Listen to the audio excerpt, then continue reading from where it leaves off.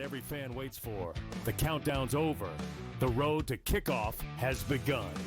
Play is here to stay. I'm not going to name names, Kevin. From win totals to player props, from division races to MVP debates, we've got eyes on every camp and data feeding 24/7, breaking down every angle across the league. Every pick, every edge, every line that matters. SportsGrid. Your road to kickoff starts now. He is not Derrick Henry. He is not one of those special backs in that sense. A really good one that's been outstanding in fantasy for quite some time. But you can also hear the buzz recently about it being more of a split backfield. And if that's so, then Aaron Jones' value takes a hit, Jordan Mason's value goes up, and there's an opportunity at some point if Aaron Jones misses time where you can see Jordan Mason take that backfield over. Fantasy sports today, only on SportsGrid. It's a safe shot, pin high left with a 6-iron. And then this is where JJ enters the fray again and hits this like slice 5-iron. That was just, I mean, it curved probably a good, 30, 40 feet, almost flies in the hole. And it was just a crazy shot because nobody would ever really try to hit that type of slider. The Smiley Show, only on SportsGrid. An HRR, parlay, a combo that you want to do. I generally prefer away teams and players that hit at the top of the lineup or in the top half, just because you are guaranteed just that extra plate appearance here or there. How many times, throughout the season, I've been like, listen, if this guy gets on, he will have one more at bat in the 9th inning. And if he doesn't get there, he doesn't get there. If you just take them that's placed higher, they're going to be in a spot to cash that bag. Pro Baseball Today, only on...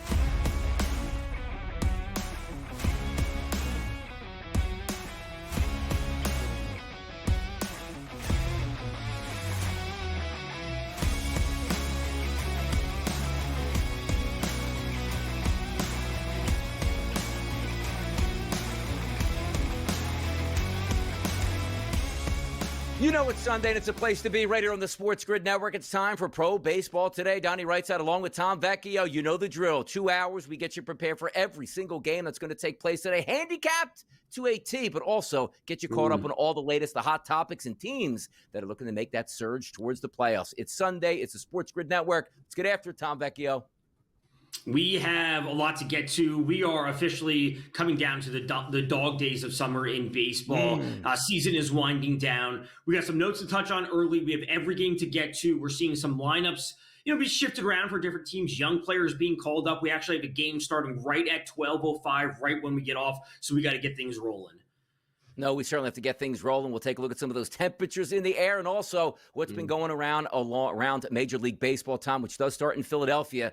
This is one of the teams that is expected to compete for a World Series. They took an absolute haymaker this week. You take a look at Zach Wheeler went under the knife for the surgery for the blood clot first, then goes under the knife again. That's going to cost him 6 to 8 months here. He's out for the season. Devastating blow for the Philadelphia Phillies. It really is. And what was the report we got from the Phillies and Wheeler, I want to say in June, May, that he said he was going to retire after his contract was up, which I think it's next year or 2027. Yeah. So does that change this? Does he come back? Is he ready for spring training? It's obviously about what happens next year for him and the Phillies, because he was literally pitching at a Cy Young level this season, up until really his last handful of starts when he got that start pushed back from Friday to Sunday a couple weeks ago when they were at the Texas Rangers. But he was unbelievable this year. It is a blow to their pitching staff. They did get Noah back recently. But again, I think this is like a rallying moment for the Phillies where they'll pull everyone together. They're still a great team. They're still going to win the division. And it's about, getting it done in the playoffs. Yeah, the tough part about that, too, is once you get to the playoffs, very few teams like the Philadelphia Phillies have starters that can go into the 7th inning. That certainly was Zach Wheeler. We'll see what happens at this point. No more trade deadline. Maybe you bring up Andrew Painter's not even having a great season in AAA as it is. But it looks like the Phillies' rotation is going to be set, and Christopher Sanchez will be that new starter that's supposed to tote the rubber and be that game one starter once they get to the playoffs. Other injuries to situations in the NL East. How about Frankie Montas? Short season, UCL surgery. Things just are tough for that Mets starting lineup here, particularly the pitchers. They lose another one. Yeah, Montas has been pretty terrible since he, returned to the team this year. It sucks that he's injured, but I also want to say, like, this may be addition by subtraction for the Mets. Like, they don't have to have him out there. They don't have to have that essentially liability. When like, hey, is he going to give up 4 runs in the first inning again? And all of a sudden we're playing from behind. So it sucks that he's injured. It sucks that he started the season injured and just never got things going, because he was a great pitcher at a time. Yeah. Very, very good. Maybe not amazing, but it's a downgrade to the totality of the roster. But I think in the end they will actually rise above it because they don't have to worry about him being out there. Hot topics as you get, and as Tom called out, we got 2 games in the 12 o'clock hour, and we'll be here from 10 a.m. to 12 p.m. as we are every single week on Sundays, right here on the SportsGrid Network. So let's get it started and just take a look at some generalities here, Tom, and that looks at the Major League Baseball standings. We do this every week because they change so much, but the one thing that hasn't changed all that much is the Toronto Blue Jays keeping teams at an arm-length distance here. The Boston Red Sox and the New York Yankees are back 5 and 6.5 games, respectively. If you take a look at the Blue Jays, they won their past 2 games. The Red Sox have won their last 3, which includes multiple victories over the New York Yankees, which is the direct correlation to why the Yankees now sit in 3rd place at 6.5 games. The American League East, the Blue Jays are just hanging around. Now as we look forward to September, you go into September, Tom, with a 5-game lead, you better win that division.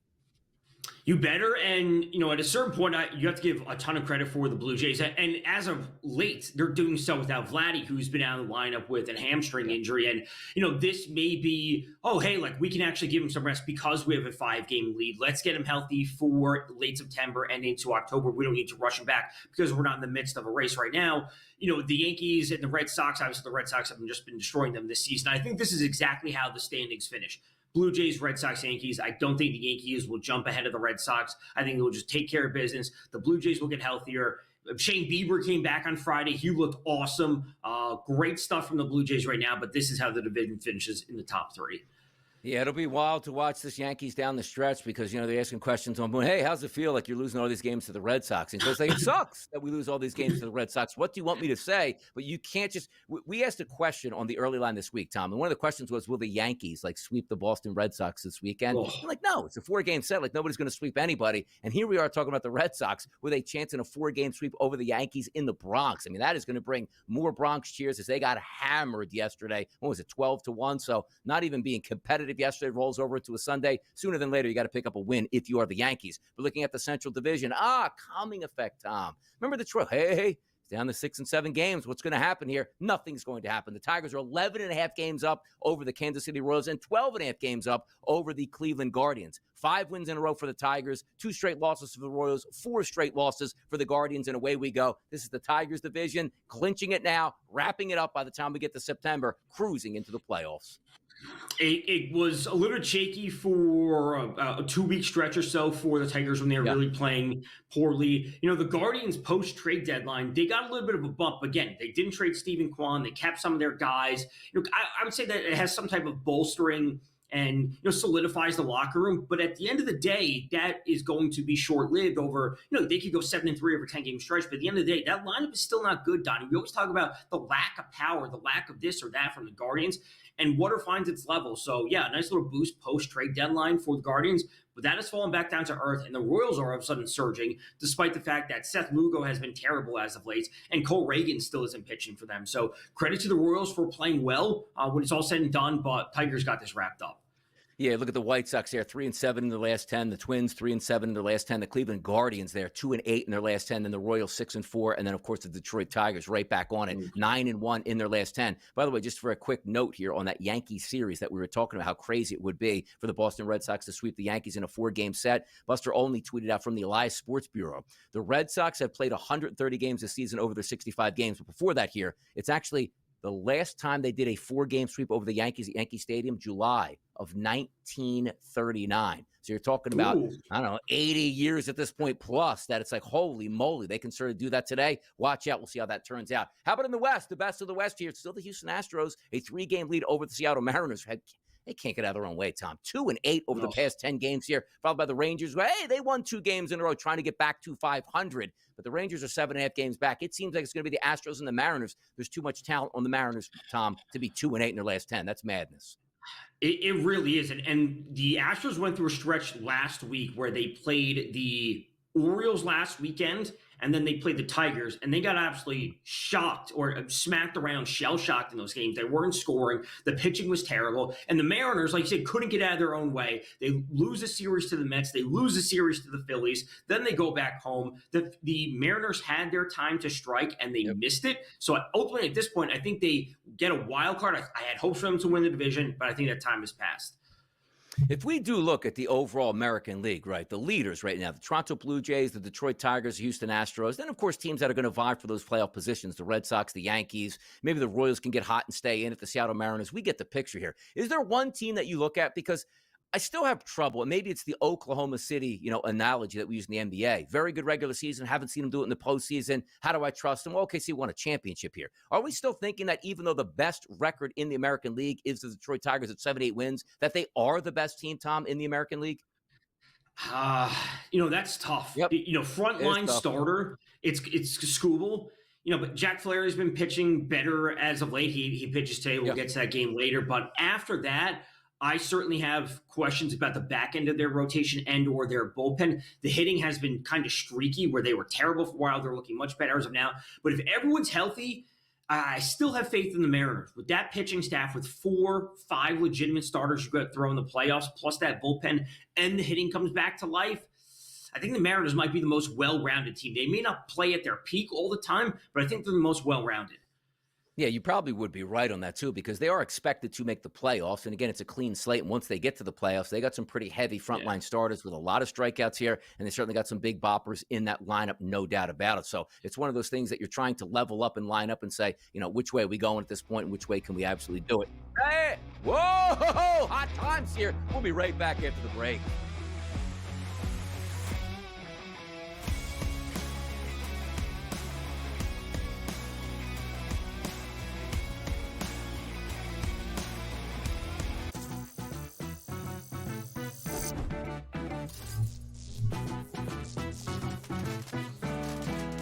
Here's a tip.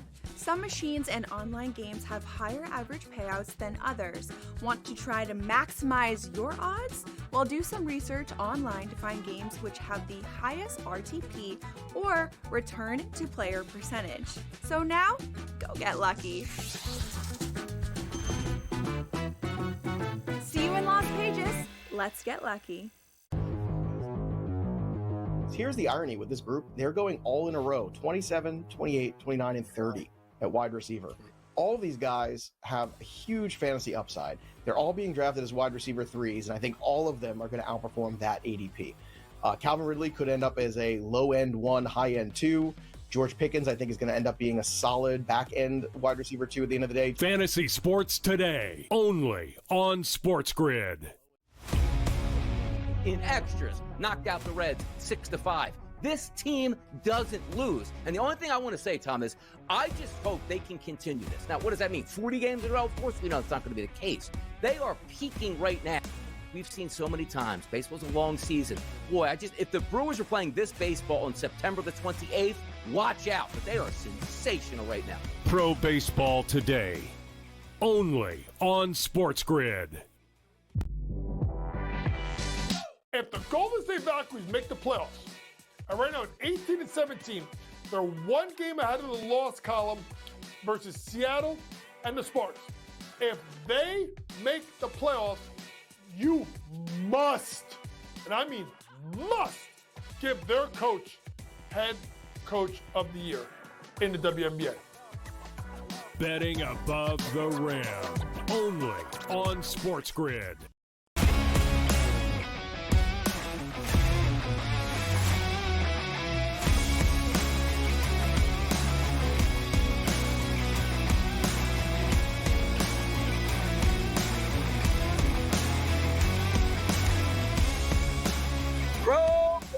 Today on a Sunday morning. Just sounds so good right on the SportsGrid Network. We've been doing this all season long, and as we sit here in the month of August, it is time to take a look at the National League, Tom Vecchio, and how it sits currently on our week-to-week basis. The Philadelphia Phillies still running away with the NL East right now, a 6-game lead over the New York Mets, 75-54. But Tom, as we talked about to open up this show, Zach Wheeler's down. That's going to hurt down the road. I'm not saying the New York Mets will be able to come back from a 6-game deficit basically in the month of September to overtake the Philadelphia Phillies, but something to watch out for once we get to the playoffs. But the focus is on the two teams here would be the Phillies and the Mets. Expectations and playoff chances, both of those are high for each one of these teams. The Marlins could play some spoiler. The Braves could play some spoiler. The Nationals could play some spoiler, Tom. But it's a two-team division. We used to talk about 1.5, 2.5, 3.5 games, but now we're talking 5.5, 6.5, and 7.5 here between the Phillies and the Mets.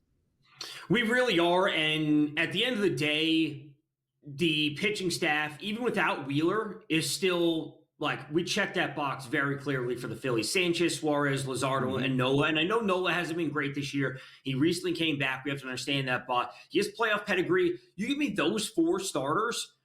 Yes, losing Wheeler is a massive deal, but those 4 starters, I think, can stand up to every other top-tier starting rotation in the NL, which would be the Brewers and really just the Dodgers when it comes out, and I guess the Padres when it's all said and done. But they are significantly better with the Mets' front end, and the bullpen's been fantastic. I think the Phillies are just on cruise control until October 1st. Yeah, we'll see how it plays out there the rest of the way, trying to get those other guys in there. Maybe Taijuan Walker hangs around for a little bit more. He hasn't been all that bad as of late here. But if we take a look at the Central Division, we were also talking about maybe the pressure that the Cubs could put on the Milwaukee Brewers. Brewers not playing great baseball, 5-5 in their last 10, 7-3 are the Chicago Cubs in their last 10. Hence, we are under a touchdown now. The Chicago Cubs sit 6 games back of the Milwaukee Brewers. The Cincinnati Reds fighting for their playoff lives, 67-63. But it seems like a 2-team race. But really, is it a 2-team race? And we just see the Brewers carry this one out and make it into the playoffs. But the Brewers do have that 6-game lead, Tom. I think they again, they're on cruise control, just like the Phillies. And yeah, the Brewers are 5-5 in their last 10, but they're also 20-5 over their last 25 games because of the win streak. So yeah, they're going to come crashing back down to earth at a certain point. But same situation, Brewers, great pitching staff. The Cubs didn't make enough moves at the end of the day at the trade deadline. They win the division 5-6 games, whatever it ends up at. The Cubs did have a huge win last night. Kyle Tucker's back. He's hitting home runs after a couple days off, but it's still the Brewers division. It's still the Brewers division. Again, the NL West, this is so good, man, because every time we think that the Dodgers are going to lose their lead, all right, they fight themselves back. Every time we think that the Padres might be out of it, they fight their way back here. Just last week, it was a huge series, and it's like, okay, let's just see if the Dodgers can maybe win a couple against the Padres. They swept the Padres and got back into first place. Now, as you wake up this morning, how about this? The San Diego Padres back in first place because they are pounding the Los Angeles Dodgers. 6-4 in the last 10, but 5 games in a row they've won, and now they're in first place. Things are getting real in the NL West, Tom. Is it so real that the Padres actually can't win this thing?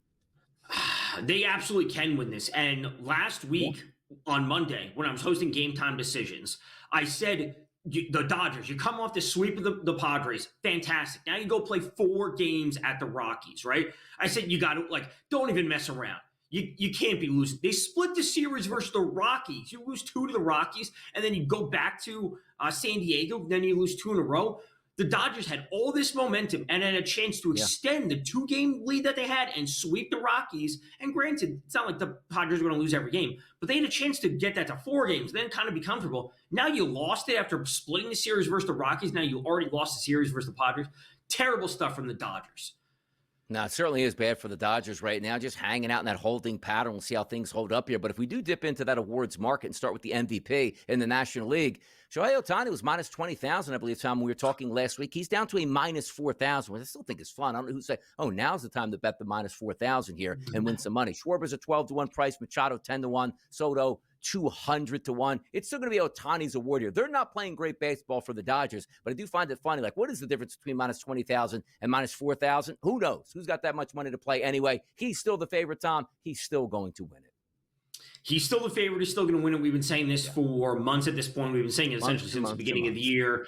I do find it funny that he's not even leading the team, at least the Dodgers, that is, in terms of batting average. He's not even one of the top 2. It's Freddie Freeman and Will Smith. So, the average isn't going to be there for him with the home runs, and he's on the mound, even though him being on the mound has been ineffective at times, especially as of late one of the games when they were at Colorado. But it's his award. We all know this.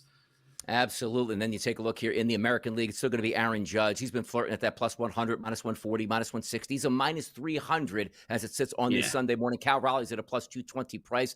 I never thought I knew what Cal Raleigh needed to do outside of hitting 65 plus home runs. It's going to be Aaron Judge, but also you still have that momentum going against both of these teams. The Mariners aren't playing good baseball. the Yankees certainly are not playing good baseball. It's almost like we're in a holding pattern with these odds saying, all right, will one player lift their team out of the doldrums here so we can finally start to hit the gas pedal on the odds? It's honestly a great way to put it because, and the same way I've said this about a lot of teams, it's like Cal Raleigh had his time to strike. Like Aaron Judge went out and Cal Raleigh, coming off the heels of the home run derby, did not play well at the beginning of, end of July, beginning of August. The Mariners not playing well. Judge just has all the numbers in his favor outside of home runs, but he's batting nearly 100 points higher than Cal Raleigh. Aaron Judge is going to win it. Cal Raleigh missed his time to strike. Minus 300, minus 600, doesn't matter. Cal Raleigh could be plus, 10,000. I don't think he's going to win the award at any point. By the way, Cy Young Award market here. Tarek Skubal still a favorite at a minus 145 price over Garrett Crochet. Has been very good. He's listed at a plus 110. And then there's Paul Skeens, minus 450. The only guy putting any pressure on him is Christopher Sanchez, new ace of the Philadelphia Phillies staff, Tom. I think these are both wrapped up as well. Crochet has been downright unbelievable for the Sox. Yeah. We saw him just yesterday put up a big performance, but Skubal leading the team to the best record in the AL is something to be said. It's great that Crochet is awesome, but you can't even win your own division. Like that is going to play in it. And again, there's a narrative about Skubal winning back-to-back Cy Youngs, I should say.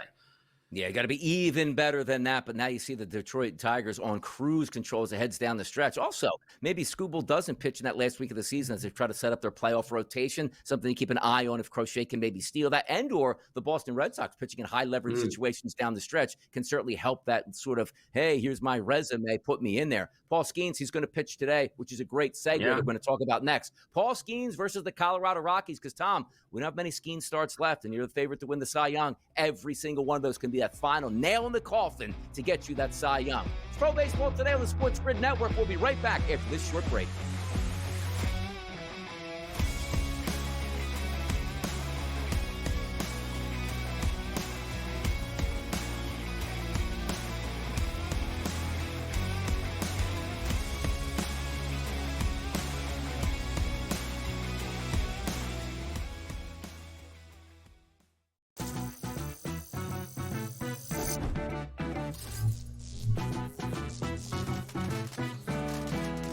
Here's a tip. Some machines and online games have higher average payouts than others. Want to try to maximize your odds? Well, do some research online to find games which have the highest RTP or return to player percentage. So now, go get lucky. See you in Las Vegas. Let's get lucky. Here's the irony with this group. They're going all in a row, 27, 28, 29, and 30 at wide receiver. All of these guys have a huge fantasy upside. They're all being drafted as wide receiver threes, and I think all of them are going to outperform that ADP. Calvin Ridley could end up as a low-end 1, high-end 2.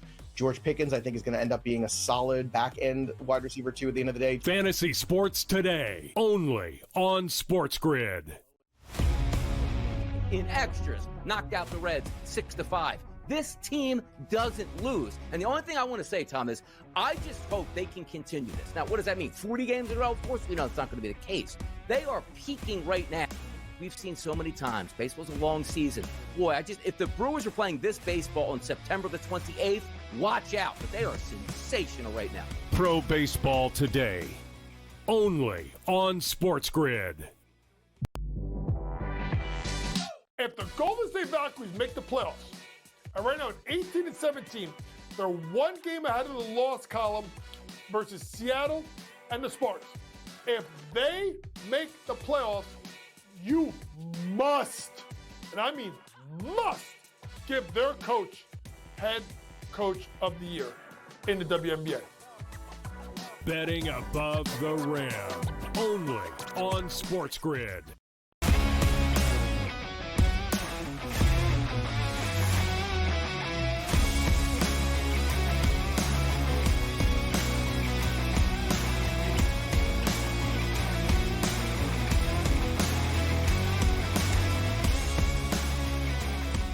Who's ready to get down to business? Time to handicap these games on a Sunday. Something to do each and every Sunday here on the SportsGrid Network. Pro Baseball today, Donnie Rightside and Tom Vecchia, and we start in Pittsburgh. And by the way, we go 10 to 12 in 5 minutes once the show ends. Live baseball in Pittsburgh with maybe the best pitcher in the National League. Brown for Colorado. We'll get to him in a second here. Going up against Paul Skeens, 9:01, 9:02 on the rotation. Tom, 12:05 start.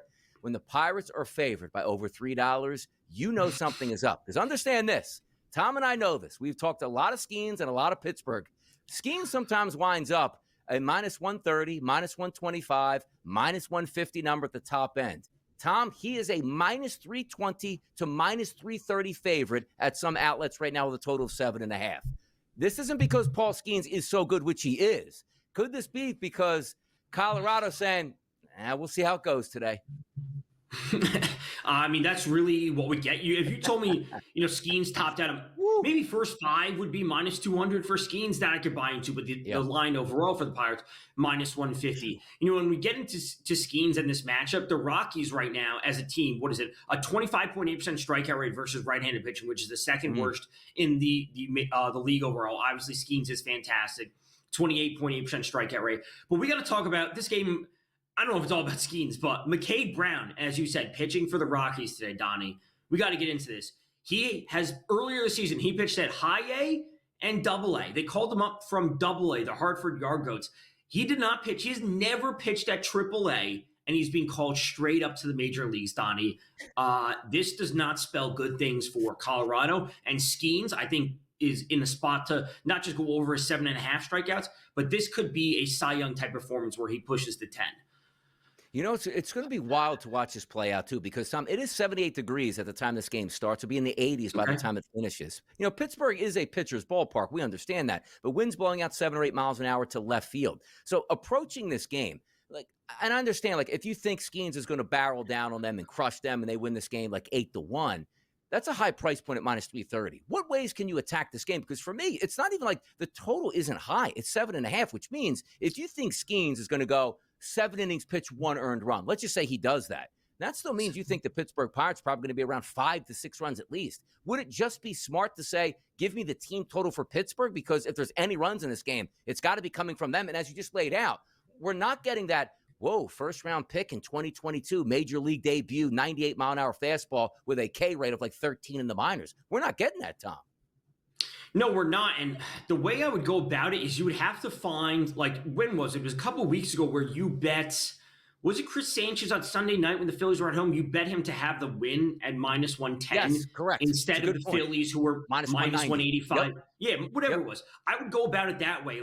I'm not seeing it on DK, at least Skeens for the win now, but books do offer that. So if you're looking for an alternate route, again, the Rockies are terrible. We know that. The Pirates' offense is also terrible. So I wouldn't play the run line because the Pirates could win this game 1-0, right? That's a possibility because their offense is actually terrible. So you could either do that. Earned runs allowed for this guy, McCade Brown, over 1.5 is sitting at minus 160, which is obviously better than minus 300. So if he were to get blown up, you are getting a just factually better price on it.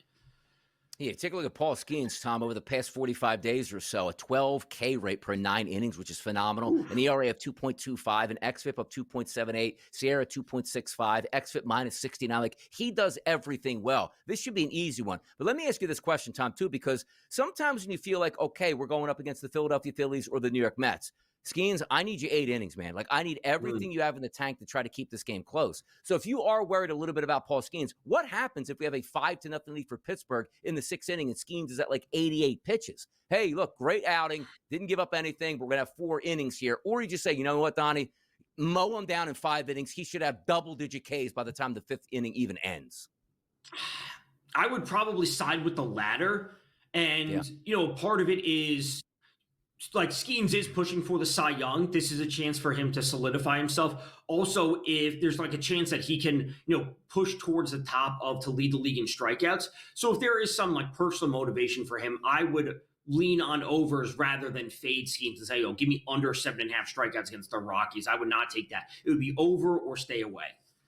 Yeah, lineups are out here, of course. And when you take a look at Colorado, their numbers always show up well because they play half of their games in Colorado. You have to take that sort of with a grain of salt. Hard hit contact, it's all there. But just looking at Skeens' last, this year, last 30 days. It's pretty dominant here, specifically two right-handed batters. He's a little bit leaky to lefties over the past month or so, but in this lineup today, Tom, I see Mickey Moniak as a lefty, and that's it.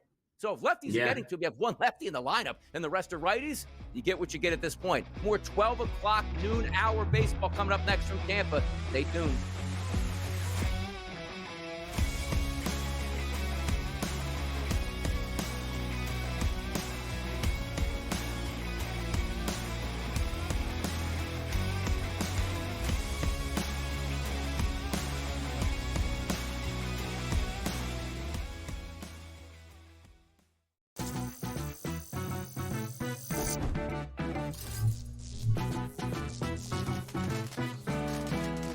Here's a tip.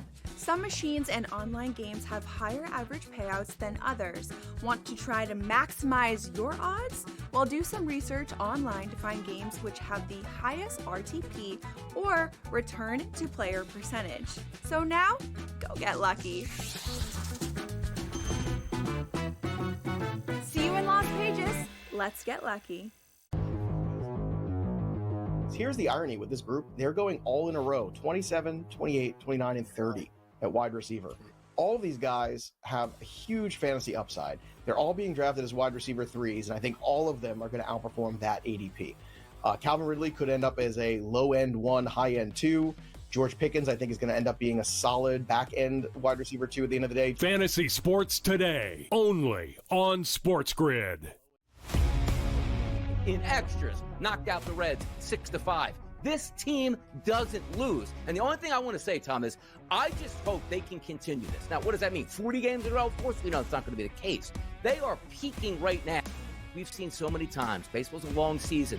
Boy, if the Brewers this baseball on September the 28th, watch out. But they are sensational right now. Pro Baseball Today, only on SportsGrid. If the Golden State Valkyries make the playoffs, and right now at 18 and 17, they're one game ahead of the loss column versus Seattle and the Spartans. If they make the playoffs, you must, and I mean must, give their coach head coach of the year in the WNBA. Betting above the rim, only on SportsGrid.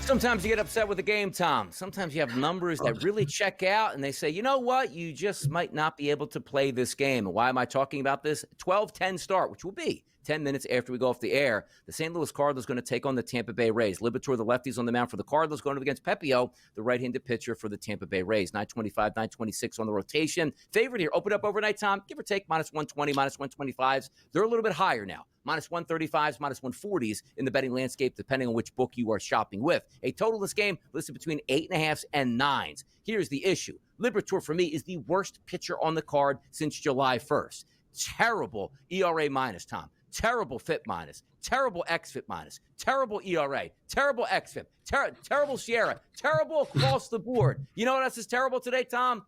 The weather in Tampa, doomy, gloomy, rain all day. Looking to hopefully get this in, sort of squashes this for me, and I'm upset about it. I am. I mean, really, you could be Charles Barkley over there with how many terribles we got when it comes to this game and the pitching overall. But like you said, Libator is absolutely horrible. I'm going to say, like, Ryan Pepio, I think he's a better pitcher than he's currently showing, but he's not good right now. And just using some of the weather, and again, you know, shout out to Kevin Roth, meteorologist who does a lot of work across the fantasy and betting, you know, landscape. He says, like, they're going to have delays, whether it's a pregame delay, whether it's an in-game delay, whether it's both. It's going to be horrible. So it's really tough to handicap this when the pitchers are so bad. And if it was even just barely good weather, I'm not talking about 95 degrees of wind blowing up, we'd still be looking at the over. And this game ultimately has to be a pass unless we get to some pitcher props, which we look to take some unders. Spoiler for later. Yeah, and also maybe some home run props from this game because it's normal Tampa time, right? Mid-80s. You actually like to see a little bit higher. Wind still blowing out to right field. It should be, and understand what Tom's talking about. Because if we think there's going to be runs in this game, when you're handicapping, it's a mixed bag once you get to the bullpen. Because why do you get nervous with a bullpen? Some bullpens are bad and you light them up. But some bullpens, it's like, oh no, like my best hitter in the lineup is up and they bring in this sidewinding lefty to get a lefty out. That's not factored into the starting lineup here because Matthew Liberatore, you get what you get as a lefty, and he's not going to be throwing 100 miles an hour because he's only worried about staying in 3 to 4 batters at most.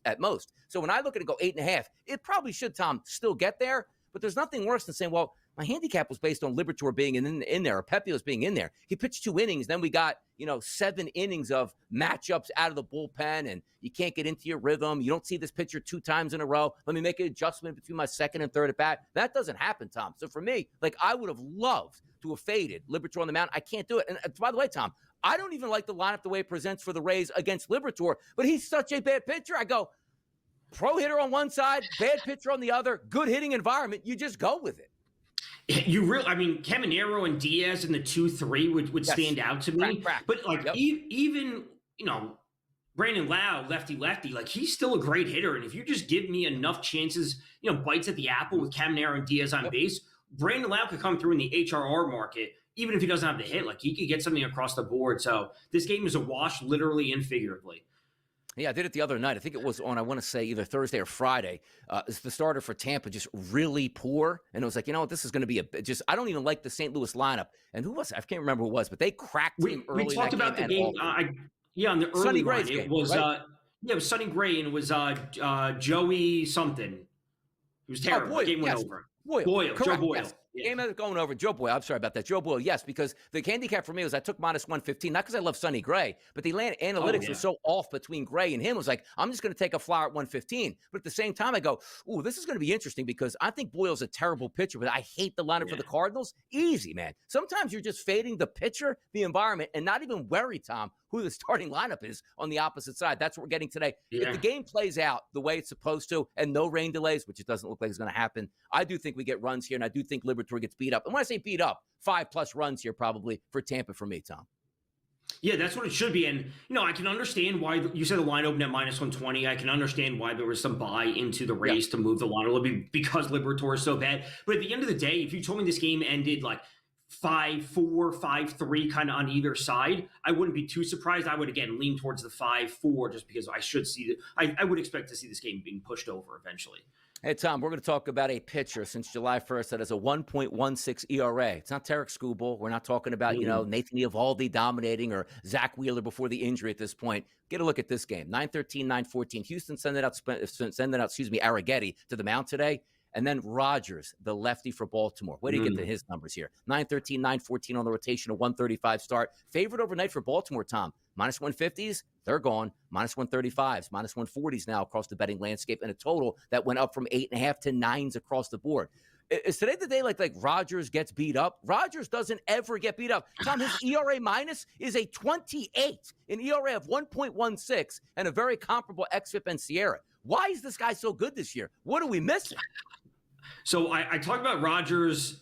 I don't know if it was with you or when I was hosting Game Time Decisions last week.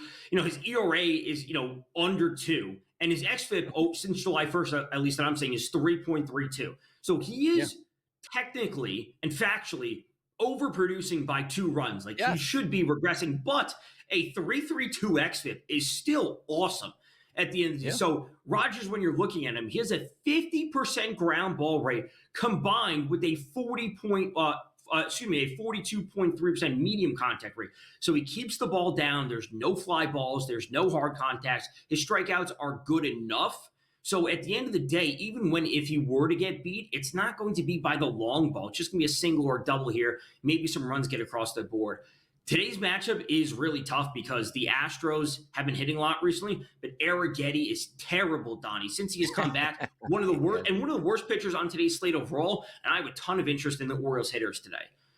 Like, look at Trevor Rogers, like his season, 287 batters, Tom, an 060 ISO and a weighted on base percentage of 202. Like, if you extrapolate that throughout the entirety of the season, he's the best pitcher in Major League Baseball. His last 30 days, Tom, 127 batters he's faced. He dropped that to an 058 and a weighted on base percentage of 189 and a K rate of 25%. And you're right, the ground ball rate is high. So you got a guy that's striking guys out, not walking him. Ground ball rate is high, and you can't make hard contact off the guy. Holy moly, man. It just sets up so well at that point. But you're right about it, though. Look on the other side with Spencer Arrighetti. 109 batters he's faced this season, Tom. 368 weighted on base percentage, ISO 202, K rate 13%, K rate 20%, walk rate 14%. Something's got to give today. I don't love that Baltimore lineup, but I tell you what I do like, though. 83-degree temperatures with double digits balling out the left field. Could it be a Baltimore day cranking up 4+ runs in this one? I think so. I do like the Orioles lineup. And getting some lefties in there up at the top and some balance in between.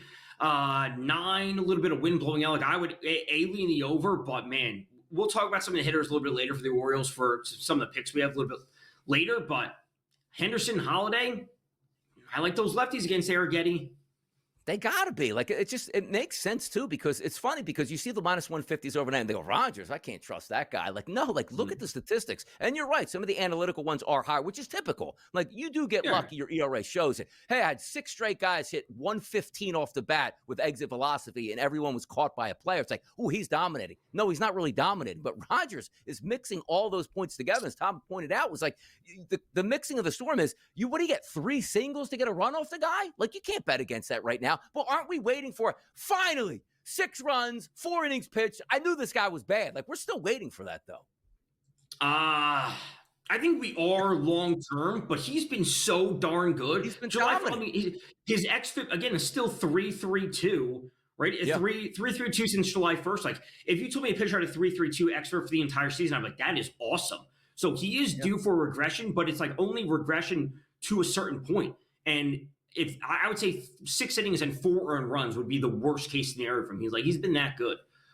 Yeah, batting average against him since July 1st, Tom, 168. His whip is a 0.77. Like, everything checks out well. The BABIP, though, 220, probably going to improve in left on base, 86%. He's stranding everybody because we're pointing out nobody's hitting doubles and triples and, hard contact here to drive some of those runs in. You need 3 singles to get a run. You're in for it here at this point. I'll tell you, doesn't need 3 singles for a run here lately. That's the Philadelphia Phillies bashing the baseball. After the break comes up, we're going to talk about Washington and Philadelphia and Ranger Suarez. That's close to a $3 favorite. We'll be right back to Pro Baseball Today on the Grid.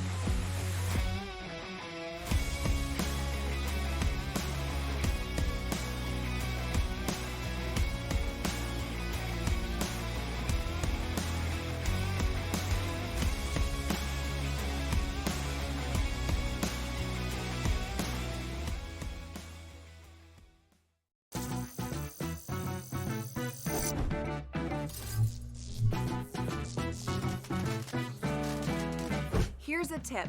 Some machines and online games have higher average payouts than others. Want to try to maximize your odds? Well, do some research online to find games which have the highest RTP or return to player percentage. So now, go get lucky. See you in Las Vegas. Let's get lucky. Here's the irony with this group. They're going all in a row, 27, 28, 29, and 30 at wide receiver. All of these guys have a huge fantasy upside. They're all being drafted as wide receiver 3s, and I think all of them are going to outperform that ADP. Calvin Ridley could end up as a low-end 1, high-end 2. George Pickens, I think, is going to end up being a solid back-end wide receiver 2 at the end of the day. Fantasy Sports Today, only on SportsGrid. In extras, knocked out the Reds 6-5. This team doesn't lose. And the only thing I want to say, Tom, is I just hope they can continue this. Now, what does that mean? 40 games in a row? Of course, we know it's not going to be the case. They are peaking right now. We've seen so many times. Baseball's a long season. Boy, if the Brewers were playing this baseball on September the 28th, watch out. But they are sensational right now. Pro Baseball Today, only on SportsGrid.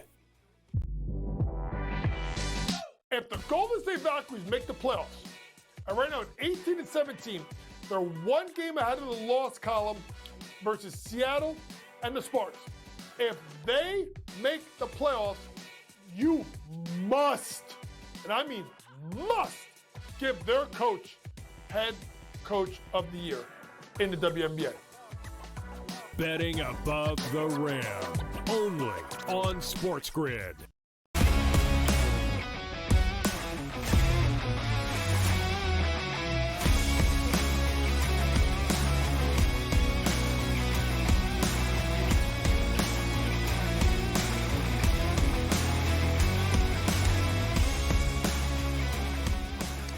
Let's head over to the city of brotherly love. That's the Philadelphia Phillies and the Washington Nationals. It's Donnie right side here. It's Tom Vecchio breaking down Major League Baseball right here in the NL East. Jake Irvin's on the mound. Woo-hoo, boy.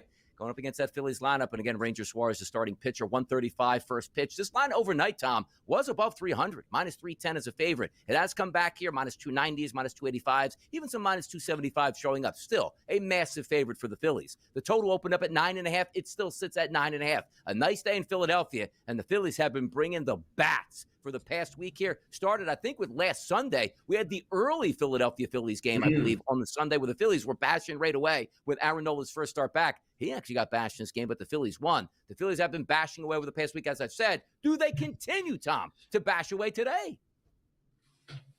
The Phillies team total right now is 5.5 minus 120. Yes.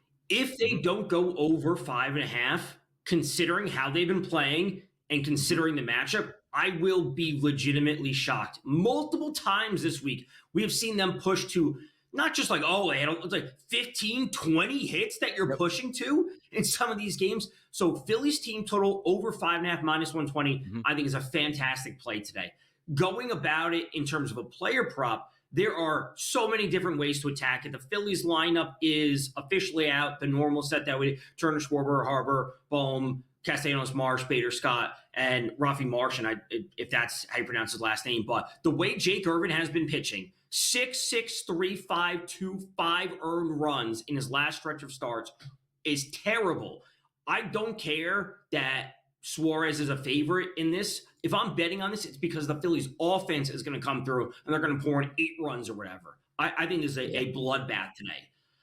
Could be 84 degrees, Tom. 10 mile-an-hour winds blowing out the dead center field. Anytime, like it's always hot in the Northeast here, typically in August. But when you get some of these ballparks, like again, Citizens Bank, you put the wind blowing out. It doesn't take much, man. You catch one against a bad pitcher, it's going a long way. And the Philadelphia Phillies lineup certainly checks out that way. For Washington, they do have some pretty good hitters in that lineup. It's a fun lineup, and I've bet them multiple times this year, Tom, with team totals. You know, Woods, Abrams, DeYoung, Bell. If we look just at today against left-handed pitching over the past month, you see DeYoung, Bell, Adams, Chaparro's only had 8 at-bats, and Cruz only 10 at-bats, but they all check out well. Ranger Suarez has a lot of, I've been good, but a little bit more of I've been bad over the past 30 days or so. Could we see runs where the Phillies just go, okay, we'll get the bulk of this, but then again, you're probably not going to see Duran as the closer today. Pitched the last couple nights here. I don't know if he would go 3 games in a row per se, let's say, but I do think that we get runs in this environment if Ranger Suarez has a slightly off game, Tom. Yeah, again, I'm expecting the Phillies to push over their team total, which is 5.5. So if they get to 6 and the Nats add in 3 of their own, at least from Suarez, and then maybe 1 more from the bullpen, this game would push over. So give me 2 runs at a minimum for the Nats. I would say between 2 and 5 is kind of their range, but the Phillies should really be between like 4 and 8 today. Yeah, I love seeing 9.5s and 10s, and they can get that. It's nice weather. You're not worried about it. Decent lineups on both squads here. We'll see how it plays out. We're also going to do the same thing in Atlanta. It's Peterson, the lefty on the mound, who you would think is a decided advantage here over Bryce Elder. 903, 904 on the rotation, a 135 start. But look at the numbers, Tom. Overnight, minus 135 favorite for the Mets. That's come down at some outlets. Like FanDuel's at a 130, but you do see DraftKings, BetMGM, and also Bet365 in that mid-130s range. But that total, 9 overnight, gone. 9.5s now. I think we get runs in the A-Town today. We do, and Donnie, there's a lot of things that we agree on when it comes to baseball. Like if we could just blindly look at the slate, or not blindly, but like just look at the slate and look at the pitchers' names, you're gonna be like, all right, this team, this team, this team, and this team. Those are the teams that should be scoring today.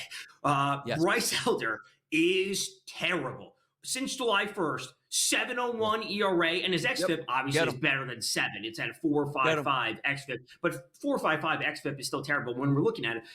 8.25 to 8.3, 2 and 4 earned runs since the start of July. The home runs aren't always there for him, but he doesn't strike anyone out. The BABIP, he's giving up hits. Again, the home runs are great to see, but if you walk hitters and then allow multiple hits per inning, runs are going to be on the other side. Is the Mets lineup out yet for today? It's not out for today, but it should be Lindor, Soto, Nimmo, Alonso at the top. We're going to get runs from them.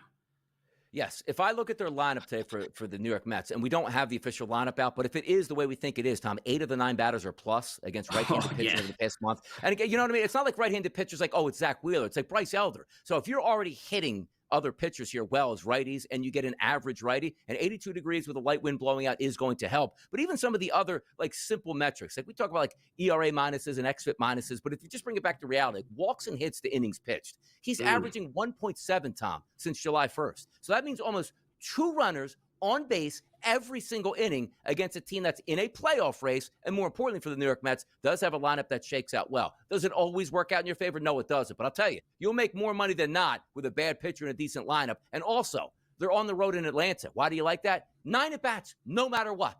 Don't worry if the Braves don't hit today, and Peterson is great. That's what you like about it. That's what we do. And, what the Mets had yesterday, they close to 20 hits yesterday, or went over 20 hits, or 17, whatever I ended up seeing at a certain point. So the Mets are like, they went through a rough stretch where they were terrible, but, they win the series versus the Mariners. They're kind of turning things around just a little bit. Like the offense has been there. You said they were in a playoff race. It's tough to say like, oh, they need to win. It's like trying to trust teams in different sports at the end of the season, but the hitters are hitting right now. Lean into the Mets, lean into the Phillies. These teams have something to play for, and they're cooking right now. By the way, I ask you a question, too, because I always like to look at this stuff, and sometimes it baffles me. Like, you look at the numbers for Peterson. Let's go back, around 60 days or so. 225 batting average against, but more importantly, xFIP minus, Tom, 86, ERA under 3, xFIP number 3.51, Sierra 3.81. Are we missing something on the line, or is it just like, oh, well, the Mets stink every once in a while. This might be a game they stink. Like, I feel like this should be a minus 150 or higher. I do for the Mets. Yeah, I could make a case that Peterson's maybe been pitching above his true skill set on some of these numbers. But, again, this is what I've always said. It's like, am I betting on the pitcher? Am I betting on pitcher A, pitcher B, lineup A, lineup B? Like, I'm mostly betting on the Mets lineup to power me to a win. I think Peterson's okay today. He gives up 3-4 runs, but the Mets should be pouring in 5 or 6. Yes, they should. But, Tom, as we know, though, it is Sundays, and some things get squirreled on Sunday afternoons when it's getaway days. And this team was supposed to hit. They scored 1 run, or I didn't think this team would hit. They scored 7 runs. That's what happens in Sunday Major League Baseball. But that's why we're here, to protect the people out there, to get them the information that they absolutely need. And I guess the information we're telling you in this game is for Atlanta, Bryce Elder's not a very good pitcher. Let's get to the next game. Kansas City and Detroit. Look at Detroit running away with things. We'll cap it next.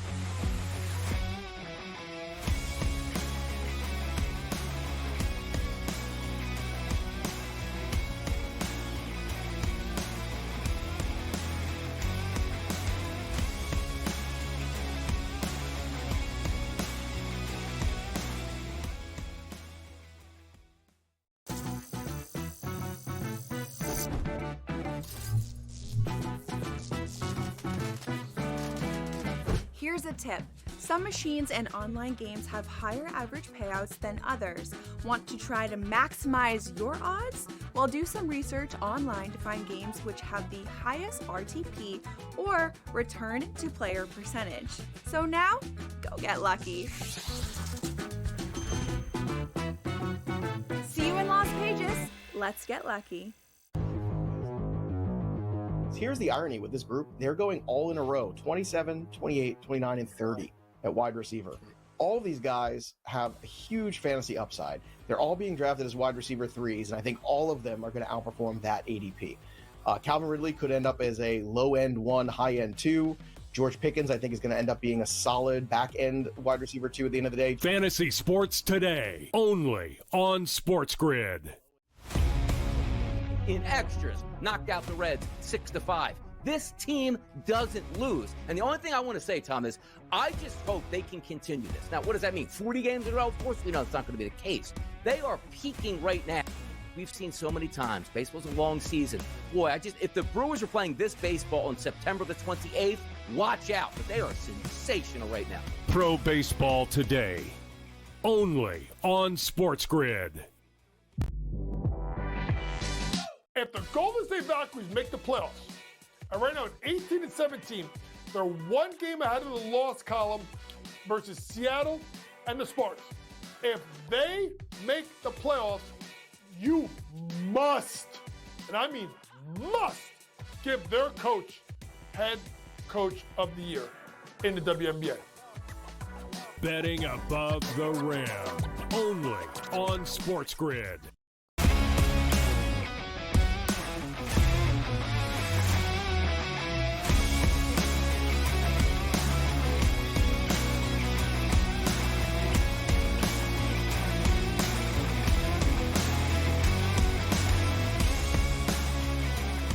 Kansas City and Detroit. This game's going to take place in the Motor City. And just a few weeks back, Tom, we were saying, like, oh, no, could there be a mounted comeback here because Detroit's playing terrible baseball? That's not the case anymore. Detroit is basically wrapping this up, ticker tape parade, that they're going to win, what, the AL Central? Well, that's not really the end game goal, but it looks like they're on their way to doing that and can take another step forward today as we see Seth Lugo on the mound for Kansas City going up against Jack Flaherty of the Detroit Tigers. A 140 start, Tom, opened up overnight, minus 150 range as a favorite for the Tigers, coming down slightly, minus 146, minus 144 is in the betting landscape, and a total that opened up at 8.5, Tom, still sitting at 8.5. Flaherty, to me, is the better pitcher. Detroit is the better team today, and if I was just a betting man, which I am, and looking at maybe a money line shot, I don't like to pay minus 150 on money lines per se, but hey, I think they win this. I do.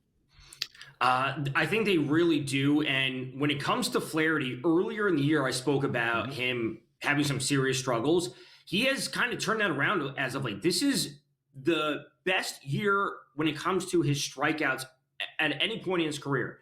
Strikeouts at least per 9, up at 11.07. The home runs were a massive, massive issue for Jack Flaherty earlier in the year, where he could strike out 2 hitters to start an inning, give up a home run, give up another hit, give up a home run, and then strike out the final guy, where strikeouts were awesome, but the home runs were a bit of an issue. The home runs have significantly gotten better over the past month. The strikeouts are still there.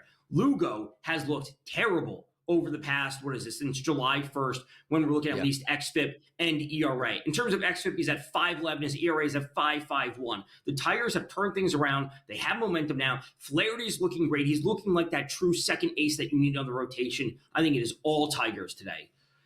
Yeah, we like the Tigers from an angle, too. It is a pitcher's ballpark, Tom, but here's what you like, too. Cooler temperature. When I say cooler, we're not in the 60s like we're back in, April. It's 73 degrees at first pitch, Tom, but double digits blowing out to left field. That's something that you got to like here. And take a look at that lineup today where Seth Lugo, you're right, last 30 days, 117 batters faced, a 293 ISO, and a 420 weighted on base percentage. That's equal opportunity where both lefties and righties are smashing this guy. And I know, Tom, you love this as well as I do.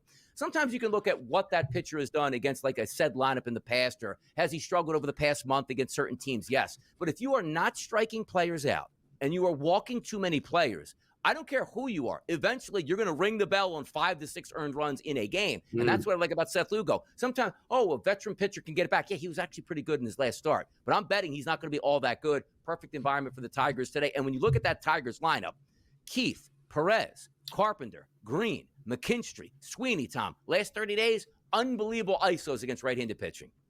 Really, it's fantastic. I'm also looking at since July 1st, Lugo has a 45.8% fly ball rate, which is the 4th of any pitcher on today's slate. Also has the 9th worst the 8th worst hard contact rate. So combined with the wind, it's in the mid 70s. Okay, not amazing, but the wind blowing out with how he's been pitching, Tigers are hot.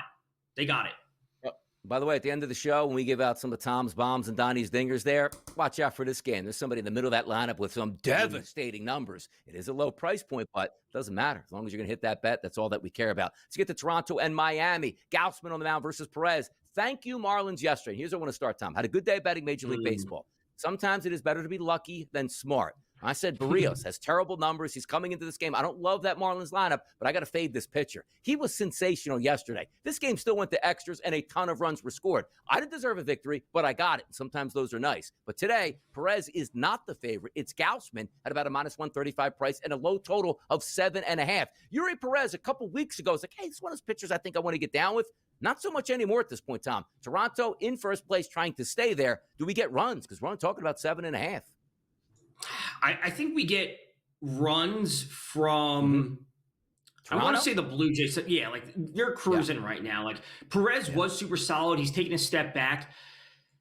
Could I see this game going under, but the Blue Jays win 5-2? Yeah. And that's what concerns me a little bit, where if it goes over, the Blue Jays are going to be doing 75, 80% of the work to push it over on their own, basically. So it really comes down to the Marlins. Can they get to Gausman? Can they get the couple of runs across the board? Vladdy, probably not still in the lineup. He missed yesterday's game, which was, I believe, was his fourth straight. The lineup is out. He's not in it again. So that is something to note overall. Again, I would lean Blue Jays, and I would lean over, but it comes down to the Marlins. Can they get some runs across the board? Frankly, I see this as, if you want to take a player prop, it's Bo Bichette, and then kind of move on for me. Yeah, Yuri Perez over the past 60 days is the better analytical pitcher than Kevin Gausman, but he has been leaking a little bit oil as of late. But a 160 batting average since the beginning parts of July in a pitcher's ballpark here. We'll see how they hold it down. But Tom's right. Big injury on Vladdy. Don't stretch out for ground balls at first base or try to make great plays. You wind up missing a week of action at first place. Get back in that lineup, Vladdy. We need those hits. Hour number 2 coming up next. We're going to start Twins and the White Sox. Don't give up on the bad baseball teams, people. Don't do it.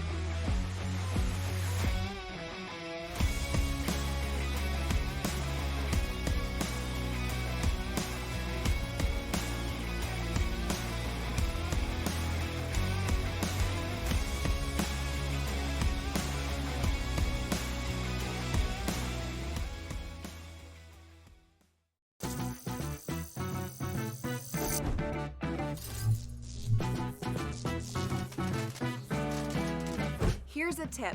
Some machines and online games have higher average payouts than others. Want to try to maximize your odds? Well, do some research online to find games which have the highest RTP or return to player percentage. So now, go get lucky. See you in Las Vegas. Let's get lucky. Here's the irony with this group. They're going all in a row, 27, 28, 29, and 30 at wide receiver. All of these guys have a huge fantasy upside. They're all being drafted as wide receiver 3s, and I think all of them are going to outperform that ADP. Calvin Ridley could end up as a low-end 1, high-end 2. George Pickens, I think, is going to end up being a solid back-end wide receiver 2 at the end of the day. Fantasy Sports Today, only on SportsGrid. In extras, knocked out the Reds 6-5. This team doesn't lose. And the only thing I want to say, Tom, is I just hope they can continue this. Now, what does that mean? 40 games in a row? Of course, we know it's not going to be the case. They are peaking right now. We've seen so many times. Baseball's a long season. Boy, if the Brewers were playing this baseball on September the 28th, watch out. But they are sensational right now. Pro Baseball Today, only on SportsGrid. If the Golden State Valkyries make the playoffs, and right now at 18 and 17, they're one game ahead of the loss column versus Seattle and the Spartans. If they make the playoffs, you must, and I mean must, give their coach head coach of the year in the WNBA. Betting above the rim, only on SportsGrid.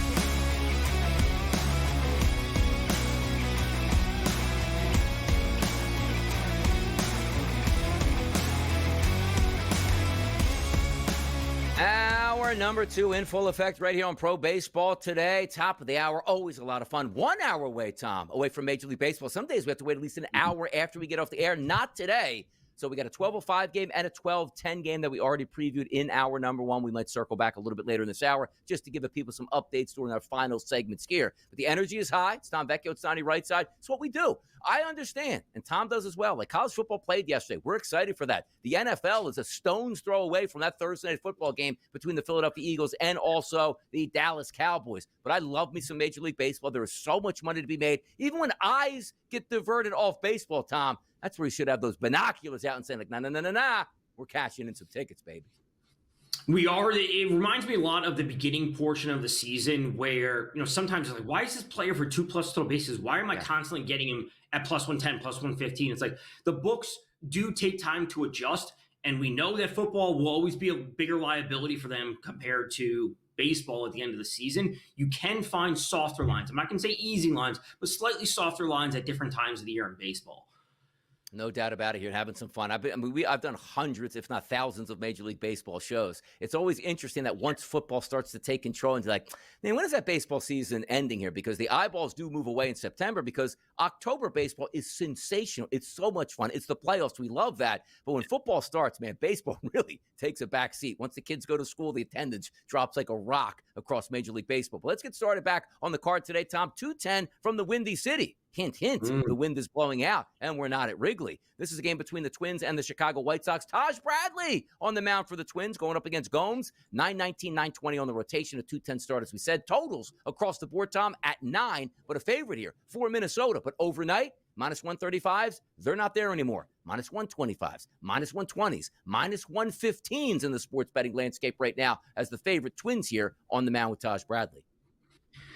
On the mound with Taj Bradley making his Twins debut. He pitched, obviously, for the Rays this entire season, was traded at the deadline. He has not pitched in the majors since July 23rd. He was in the minors with the Twins. And looking at some of his minor league numbers over 3 starts at 14.1 innings pitched, he had a 7.53 ERA.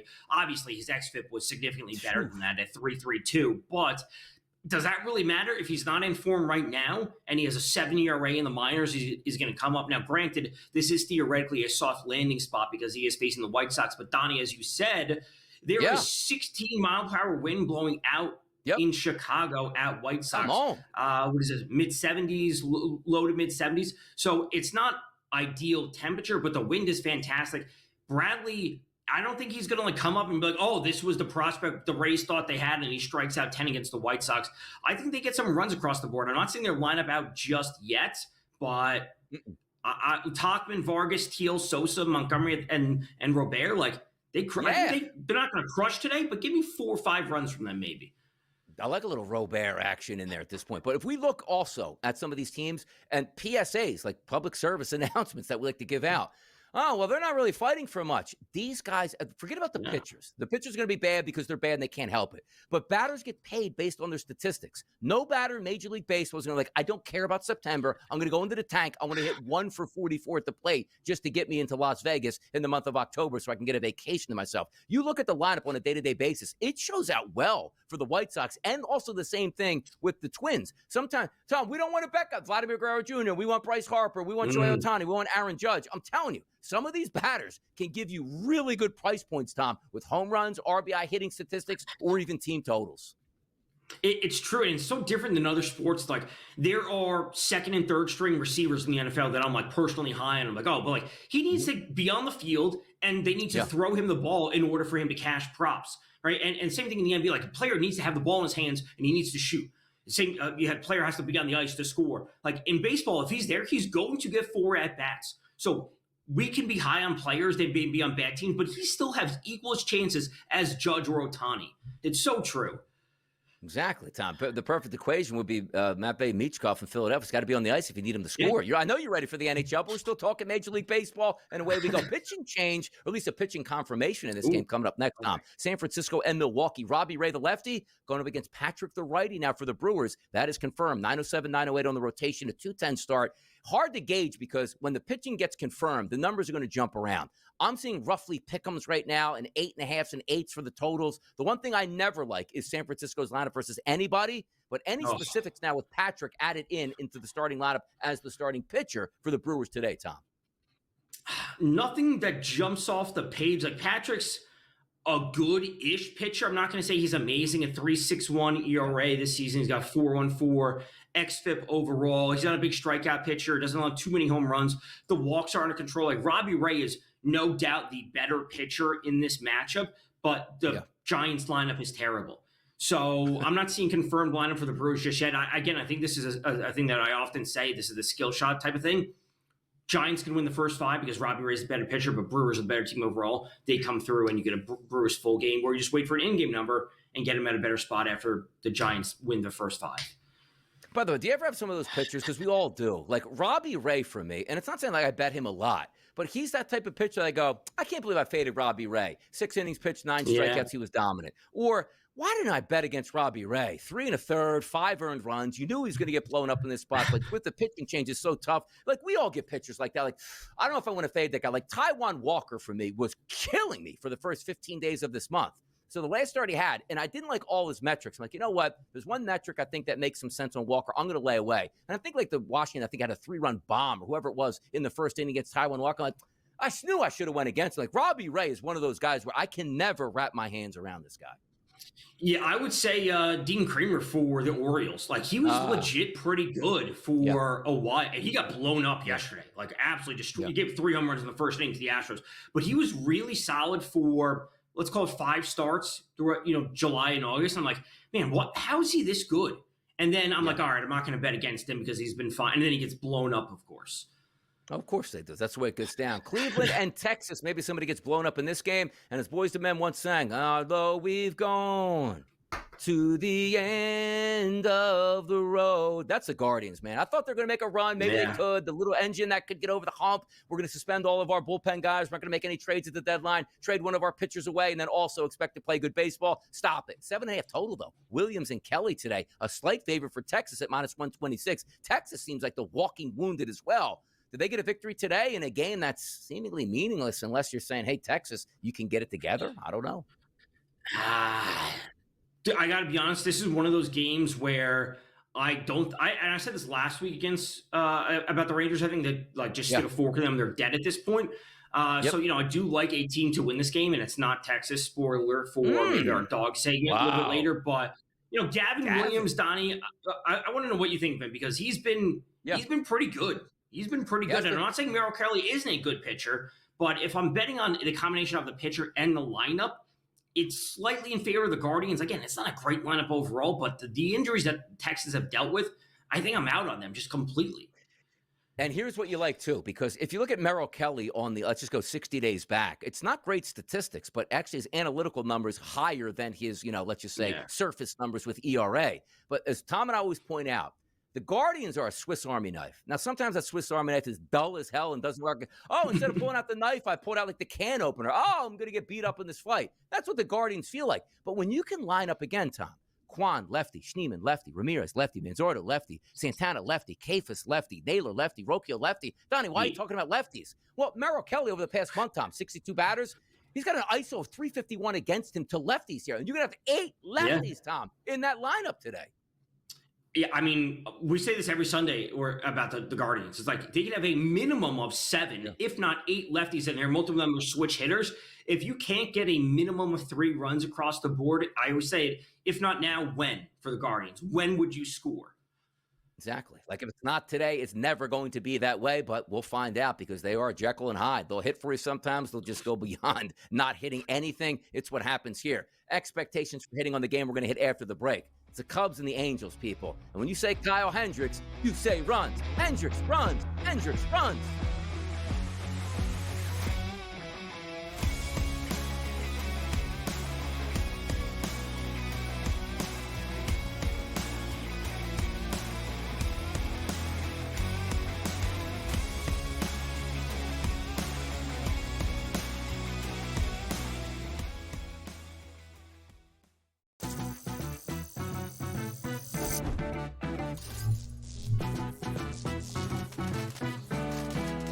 Here's a tip. Some machines and online games have higher average payouts than others.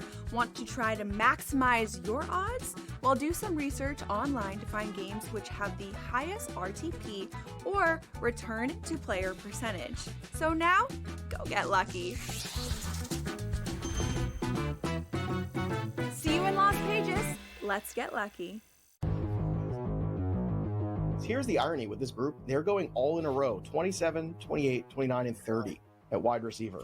All of these guys have a huge fantasy upside. They're all being drafted as wide receiver 3s, and I think all of them are going to outperform that ADP. Calvin Ridley could end up as a low-end 1, high-end 2. George Pickens, I think, is going to end up being a solid back-end wide receiver 2 at the end of the day. Fantasy Sports Today, only on SportsGrid. In extras, knocked out the Reds 6-5. This team doesn't lose. And the only thing I want to say, Tom, is I just hope they can continue this. Now, what does that mean? 40 games in a row? Of course, we know it's not going to be the case. They are peaking right now. We've seen so many times. Baseball's a long season. Boy, if the Brewers were playing this baseball on September the 28th, watch out. But they are sensational right now. Pro Baseball Today. only on SportsGrid. If the Golden State Valkyries make the playoffs, and right now at 18-17, they're one game ahead of the loss column versus Seattle and the Spartans. If they make the playoffs, you must, and I mean must, give their coach head coach of the year in the WNBA. Betting above the rim, only on SportsGrid.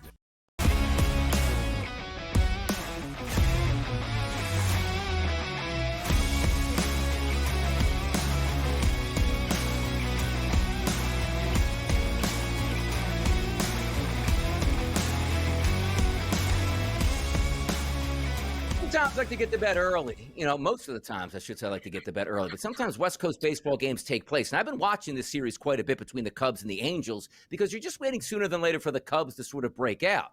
And I watched the game with the Chicago Cubs scoring a couple runs and just had an alt-team total parlay. I needed 3. It's like, man, I need to have at least extra innings. P. Crow Armstrong was at a bad month, crushed a pitch off Kenley Jansen the other night to give the Cubs the victory. I'd love to see that. But now the Cubs are in a spot where they don't line up particularly well because the lineup has struggled over the past month, Tom. But now we have Kyle Hendricks on the mound. It's Tyone versus Hendricks, 929, 930 on the rotation, a 407 start, 9.5 across the board, favorite to the Cubs, right around a minus 150 price, which is up from minus 135 overnight. When I look at Kyle Hendricks for the last 60 days, everything is high. Analytically, ERA, it's crazy. But he is a veteran pitcher going up against a team that he used to play for, and the Cubs lineup not doing that well. I don't care. I look at bad pitchers in hitting environments and say, that bad pitcher should get faded today, and you should be fading Kyle Hendricks. You really should. Kyle Tucker is back for the Cubs, and after a couple days off, after news coming out about a fractured hand or wrist, whatever he had since June, he's hitting home runs. And they're playing well. They win 12-1 last night, 12-0, whatever it ended up being. There's no doubt that Kyle Hendricks is the worst of these two pitchers. I will say it is tough because Tyone has only had the one start since he's come back. He started last week on August 19th with 6 innings, and he was fine over that, only 1 earned run against Milwaukee, but that was his first start since the end of June. So there is a bit of unknown when it comes to Tyone. I will say the Angels do have some hitters in their lineup that can put some, power across the board. Shadowell left last night's game early, but Nato, Ward, Moncada, Joe Adelic, they still have some power overall. At the end of the day, if I'm betting on one thing, as I say time and time again, I can't trust Tyone, but I can trust the Cubs lineup to hopefully put some runs and power us to a win. Yeah, it's a 4 o'clock game, so again, 1 o'clock on the West Coast. And we always expect nice temperatures, but L.A. today's baking. It's 90 degrees. It's 8-mile-an-hour winds blowing out the center field. You don't have that night marine layer that usually creeps over Los Angeles once you get into the games at 7 o'clock, 8 o'clock at night. So I do like that. But also thinking about this, like as we just told you, we talk about Tampa Bay so many times, like, all right, pitcher might be decent, but he's got to pitch in a crazy environment. Colorado, you talk about Sacramento. You sort of give a thing like, I think this pitcher can be good, but there's a chance he gets blown up just because of where he's pitching. When I look at Kyle Hendricks on the mound today, I say, okay, the numbers are bad. The Cubs should hit. But also, Tom, you look at the Cubs lineup that has struggled and is starting to catch a little bit of fire over the past couple games. But you look at the numbers like 85 at-bats for Michael Busch, a 266 weighted on base percentage against right-handed pitching. Tucker, bad for the last month or so. Seiya Suzuki, bad. Pete Crow Armstrong, bad. Carson Kelly, bad. Nico Horner, no power there. Dansby Swanson, no power. Sometimes, though, Tom, I'm starting to learn and say, all right, if you could say you don't love the Cubs lineup, but can you get 2 out of 3? We talk about it in football. Win special teams, win offense, win defense. That's 3 parts of the game here. You want to win 2 of those 3, you have a pretty good advantage. If I don't necessarily love the lineup, it's okay, but the pitcher stinks and the environment is good, that's 2 out of 3. That ain't bad. That should get you some runs, and that should get you a victory. It really should. And, we talked about in the beginning of the show, not factoring in the bullpen. There are times where it's like, Hendricks is bad, but the Angels' bullpen is also bad. So that is like another box you can check in favor of the Cubs. Like, we want to initially start the handicap with the starting pitcher, but there is also like, maybe 2 at-bats versus the bullpen. So I trust the Cubs. I am on one of the Cubs hitters for a home run today. So they have been struggling, but if this is the point that they turn the corner, that we believe they can, this could be like another explosion of 12 runs as we saw last night. Yeah, no, I think you're onto something too, because you're right about Jameson Tyone. Not a lot of innings pitched, obviously, over the past 30 days. We'll see how it plays out, but also the environment is good for him as well. 90-degree temperatures, 8-mile-an-hour winds blowing out. And look at that lineup today. Neto's got pop over the past month. Taylor Ward's got pop over the past month. Moncada hit a couple home runs the other night. By the way, I think they lost 3-2. Moncada had the 2 solo home runs, I want to say, on Friday night. Joe Adell, Luis Rengifo. There are good looks from both sides here in a good hitting environment, which 2 teams that aren't great at this point. If you can get, Tom, like what? The 5 innings pitched, 3 earned runs out of Tyone. This game's got to go over. Oh, it has. They should be these are the same pitchers, non-strikeout, ground ball pitchers for the most part. But the hitting environment is too good that with enough hitting on both sides, 4 runs a side will push us to 8, will push us to 9, and then we got an over at that point. Absolutely. And by the way, just getting back to that divisional race there with the Milwaukee Brewers, like every game does matter here, and you're still trying to build for something. You don't know how it's going to turn out. But the one thing I did enjoy over this Major League Baseball season, when the Cubs were in first place, Tom, it wasn't necessarily because the pitching was all that great. It's we were talking about, wait a second, Tucker and also PCA in the MVP race. It would be so nice to see those guys get back. And as you pointed out further, like I watched a game Friday night, PCA with a rocket, like, okay, he's been struggling. He just hit like the cleanup role, third role. They've actually moved him down in the slot just to try to ramp him up. And if you get Kyle Tucker back, that's 2 bats that were on fire, and that can carry the rest of your lineup. It really can. And you know, it's like when a hitter's struggling, sometimes they just need to get a bloop just to see it land and just get on base, like just to see it go through. It's sometimes that with the lineup. Like as soon as one guy gets rolling, then he's on base, then the pitcher has to change. So the guy behind him who was struggling gets to see one extra better pitch, and then he gets hit. It's like a snowball effect. It's like you get these guys back, they start cooking, everyone else will follow. Gotcha. And also, as we take a look here, coming up in 40 minutes, Major League Baseball, just after we end this program today, will be Colorado versus Pittsburgh, and then St. Louis against Tampa Bay, Brown versus Skeens. We talked about that at the top of the show. Pretty funny what Colorado's like, hey, get this guy up here just to see what he does. And then, of course, going up against Paul Skeens. But Liberatore and Pepio, the interesting part about that game, Tom, not so much that we think there's going to be runs and the total's 9.5. I'm just going to read you the hour-by-hour block there. Heavy rain at 12 o'clock, heavy rain at 1 o'clock, heavy rain at 2 o'clock, and then the drizzle starts to kick in. So it's one of those which is very interesting to me, Tom, the way you can handicap it. If you want a clean slate, you're hoping, Tom, if there is a window, you wait 3 and 4 hours till that game starts. The worst-case scenario, unless you're betting an under on a pitcher, is they got underway and played an inning and a third. And then you bet those 2 pitchers, let's just say, in your handicap, and they're out of the game, you're sort of flipping a coin at that point. You really are. We will get to those pitchers props in just a little bit that I like today from that game. But rain throws a wrench into things as does in football and in baseball. You know, look to some understay is the best way to approach, because even if they don't start, you get void and you're fine. Exactly. And understand this, too. We're taking a look at Zach Allen on the mound, who was supposed to be an ace on the staff for Arizona. Not an ace any longer. Can we see Cincinnati try to climb up into that playoff race? They're going to play at 4:10 Eastern, and we're going to handicap that game next. It's Sunday morning. It's the place to be. It's the SportsGrid Network. Tom Vecchio and Donnie Rightside right here on Pro Baseball Today.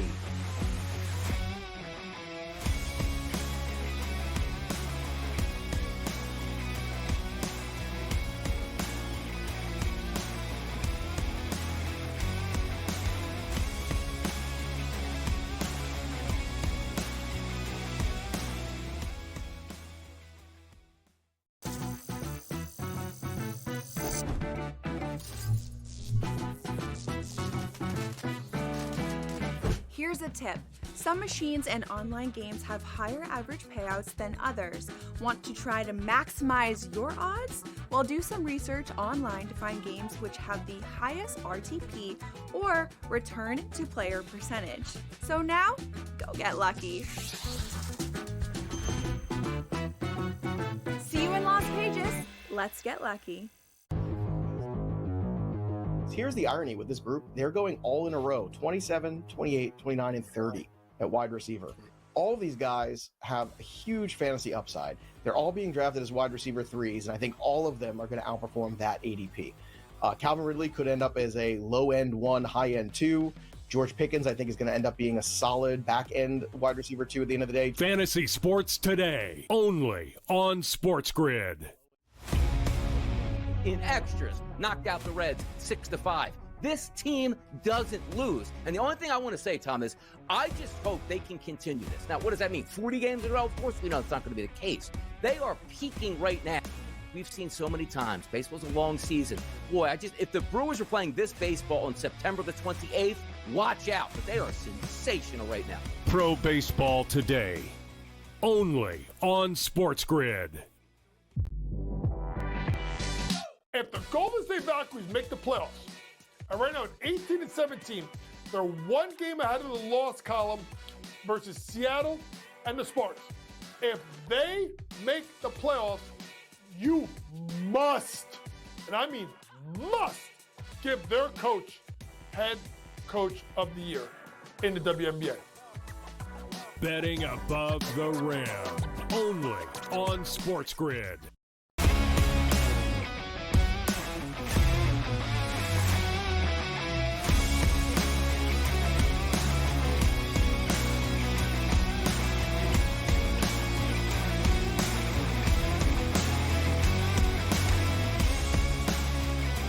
The Cincinnati Reds taking on the Arizona Diamondbacks. Singer versus Gallen on the mound. 9-11, 9-12 on the rotation. Tom, a 4-10 start out on the West Coast here. Zach Gallen overnight, roughly a minus 125 favorite. Those numbers changing up. 130s, 135s in the marketplace. And a total went from 8.5 to 9 here. Zach Gallen, I used to see him on the mound like, hey, I want to avoid that guy at all costs. That's not the case anymore. And some will argue that Singer just might be the better pitcher than Zach Gallen is right now. What a shame. Like Zach Gallen, expected to be dominant, big part of that Rays staff.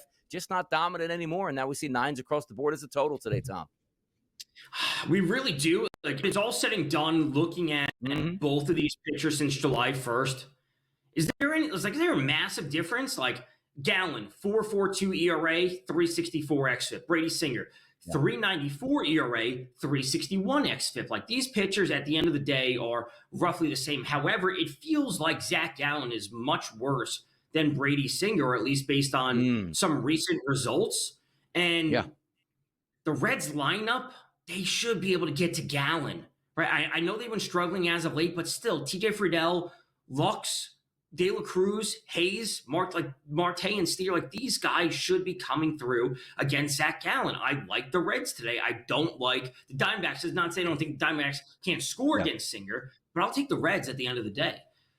Take a look at Zach Gallen here since July 1st, Tom, 4.42 ERA, which is high, but his xFIP number is lower than that, 3.64. If you take a look also at Brady Singer, his last 60 days, 3.61 xFIP number. And you also say, all right, well, where's Zach Gallen excelling? He's actually been very good in those power numbers against right-handed batters. Lefties have gotten to him. Not a lot of lefties expected in the lineup today for the Reds. The first three in the lineup, though, TJ Friedel, Gavin Lux, and Ellie De La Cruz will all be lefties. But I'm looking at Hayes, Noelvi Marte, Steer, Hayes, again, I think 2 Hayes in the lineup, tough seam right there. Trevino and also McClain, they don't have great power numbers there and certainly are not left-handed batters. So Zach Gallen, I mean, there's no surprise. Like if Zach Gallen goes out today, 6 innings, pitched 1 earned run, we're not like, I never saw that coming. But that's not been the expectations for Zach Gallen so far this season. But let's flip it over to the Arizona lineup, because they still got some dudes swinging sticks there at the top of the lineup. Perdomo, Marte, Carroll, and Gurriel, along with Gabriel Moreno, who's only had a couple of at-bats here. They've done some damage against right-handed pitching. But then again, Singer's analytical numbers, decent.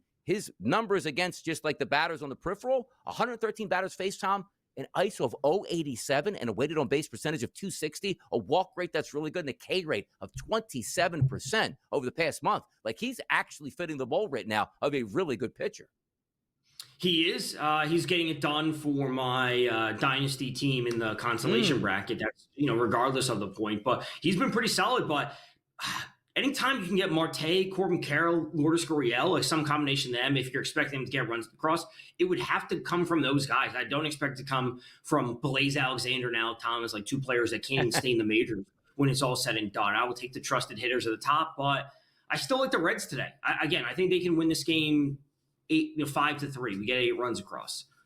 Ride it out here. If we look at the National League landscape too, Tom, right? We know who the division leaders are, but if we look at the cutoff line for the playoffs, which means wild card, the Chicago Cubs are 5.5 games up. The Los Angeles Dodgers are 3.5 games up over the New York Mets. Then you have the Cincinnati Reds, Tom, 2.5 games back. And then there's still the Diamondbacks at 5.5. So these games technically, like, the Diamondback season is over. You're still playing a team that's just ahead of you in the standings, and who knows who might collapse down the stretch. But I'm going to ask this question to you. I do think the Cubs make the playoffs. I do think, obviously, the Dodgers do, and I still think the Mets are. But if the Mets do collapse, is there a chance that the Cincinnati Reds could get that spot? Like, they have young power pitchers that you never know. In September, the Chase Burns of the world, let's just say like the Hunter Greens, they could dominate down the stretch and be a difference.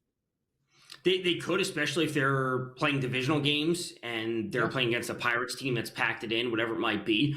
I said it for the Reds when they lose two. They lost. I think they split a series with the Pirates earlier in August or at the end of July when the Mets were on that 7-game losing streak. So you can't be losing back-to-back games against the Pirates when the team that you are chasing down is collapsing. If you're going to be a team that makes the playoffs, you have to win the games that matter. You have to win the games you're supposed to win against the Pirates. They've lost 2 in a row. The Reds want to stay in the race. They have to win today.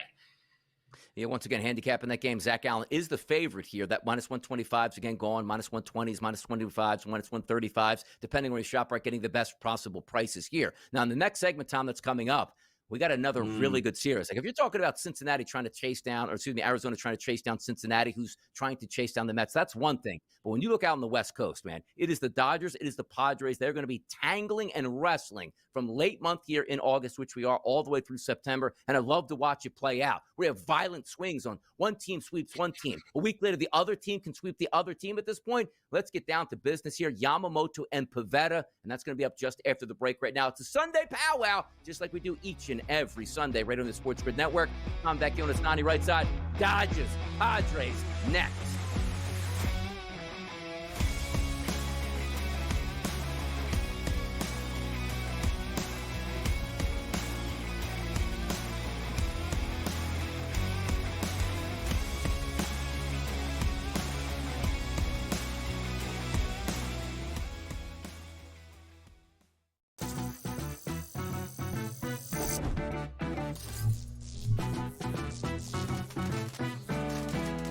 Here's a tip. Some machines and online games have higher average payouts than others. Want to try to maximize your odds? Well, do some research online to find games which have the highest RTP or return to player percentage. So now, go get lucky. See you in Las Vegas. Let's get lucky. Here's the irony with this group. They're going all in a row, 27, 28, 29, and 30 at wide receiver. All of these guys have a huge fantasy upside. They're all being drafted as wide receiver 3s, and I think all of them are going to outperform that ADP. Calvin Ridley could end up as a low-end 1, high-end 2.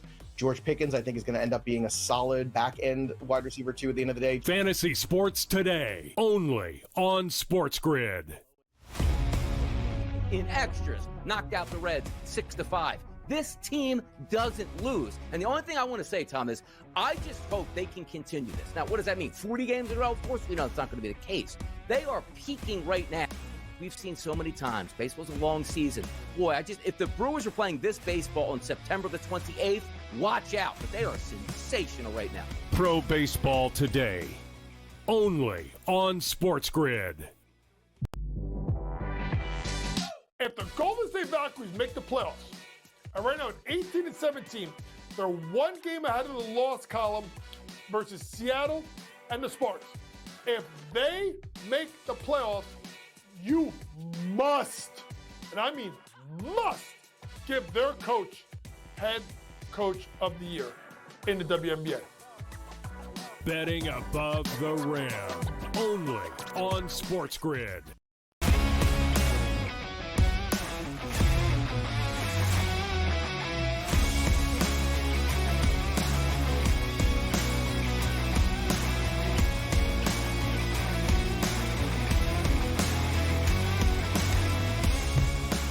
You got 30 minutes from us for the rest of this show. You got 35 minutes until Major League Baseball is on your TV, and it's live and ready to go. But we might have the game of the day, the series of the weekend that we're going to talk about. It's the San Diego Padres and the Los Angeles Dodgers. I think, Tom, it was just exactly a week ago where these two teams were playing, and it was the Los Angeles Dodgers sweeping the Padres. Now we look at the standings right now. The San Diego Padres, 74 victories on the season. The Dodgers, 73. How did we get there? A 5-game winning streak for the Padres and a 2-game losing streak for the Los Angeles Dodgers. A massive game on deck today. Let's get to it. Yamamoto is going to be on the mound, the right-handed pitcher for the Dodgers, going up against Nick Pivetta, the right-handed pitcher for the Padres. 909, 910 on the rotation, a 410 start.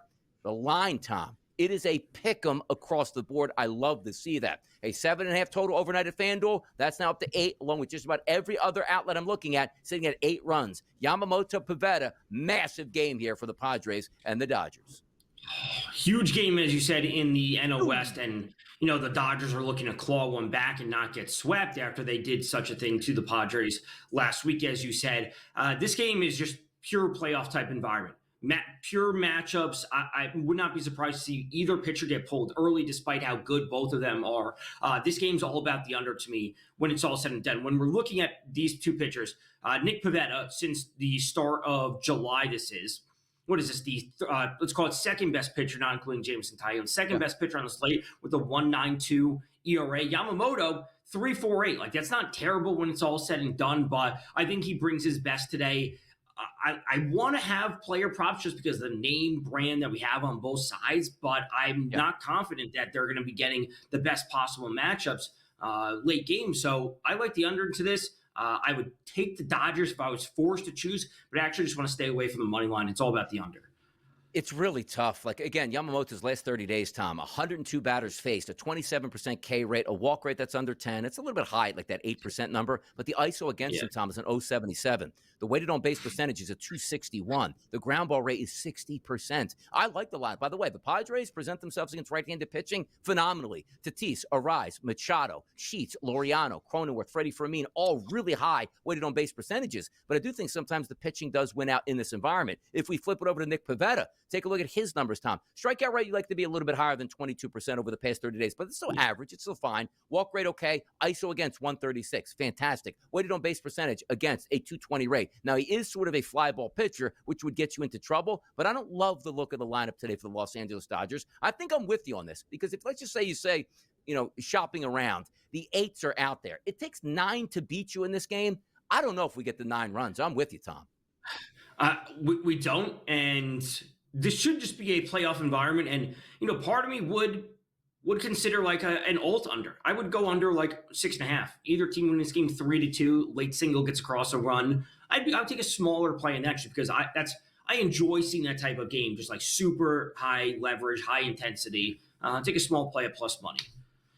Fun game to see it play out, but would it be interesting where the Dodgers get the sweep and then the Padres get the sweep and away we go, down the stretch we come. Two baseball teams, and I said there's no team I liked more at the trade deadline at making moves than the San Diego Padres. We'll see if that comes to fruition because it would be amazing. At the start of the Major League Baseball season, Tom, but over the first month and a half, nobody in the right mind was saying, I don't think the Dodgers are even going to win this division. They're always priced to win the division, but now we're starting to get some checkpoints here. And let me just go back. Do we have a graphic up there with the odds for the divisions that the people can see? Because I'm just going to bring them up right now quickly for myself.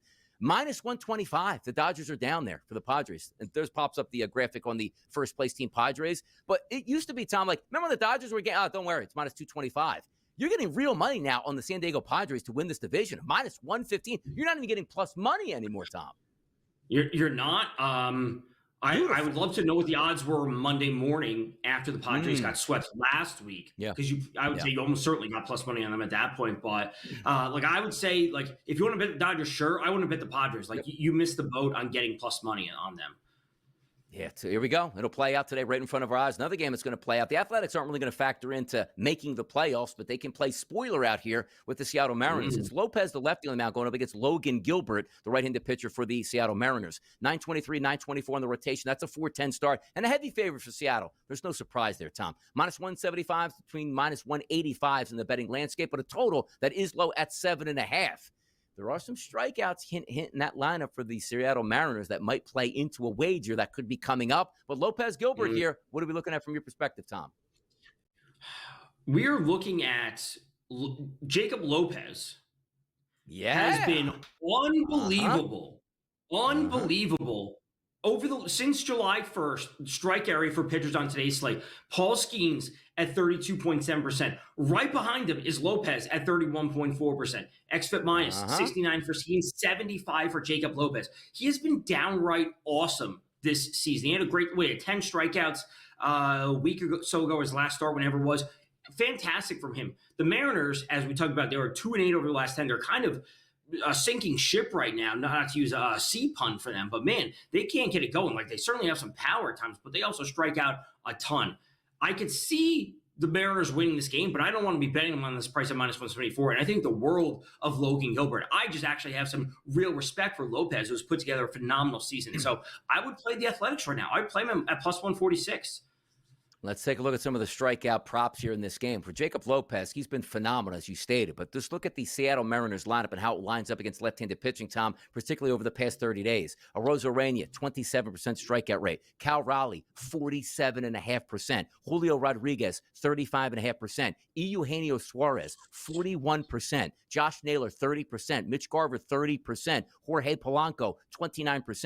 And it says Victor Robles here, Tom, 0%. That's just because he hasn't had an at-bat against a left-handed pitcher. J.P. Crawford, 27.5%. This is the highest strikeout rate I've seen, Tom, against a pitcher that loves to strike you out. This is going to be insane. You know, that's because I was handicapping it early this morning, and now as I'm going over the numbers even more, my goodness, man, is anybody going to even put the baseball in play for the Mariners, it seems like?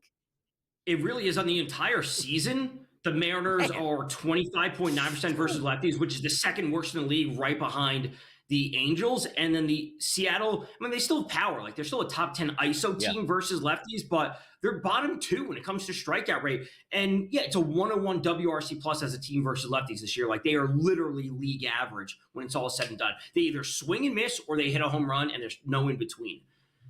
By the way, 83-degree temperatures in Seattle, which might as well be like 103 on the bell curve up there. Light wind blowing in 6 miles an hour probably shouldn't help out all that much. But you take a look at Logan Gilbert. Analytics always loves the guy. If you're not walking guys, you're striking out guys, you're going to get the benefit of the doubt. He's been dominant against left-handed batters, which you have some really good lefties in the lineup today. But he has struggled a bit, Tom, over the past 50 or so batters with right-handed batters. But if you look at the top 4, 1, 2, 3, 4, Kurtz, Langoliers, Rooker, and Soderstrom, off the charts power numbers versus right-handed pitching today. I think we're in for a pretty good one, and I do think you're right. Maybe a chance for a dog price on the A's today, which would make some sense. Who knows?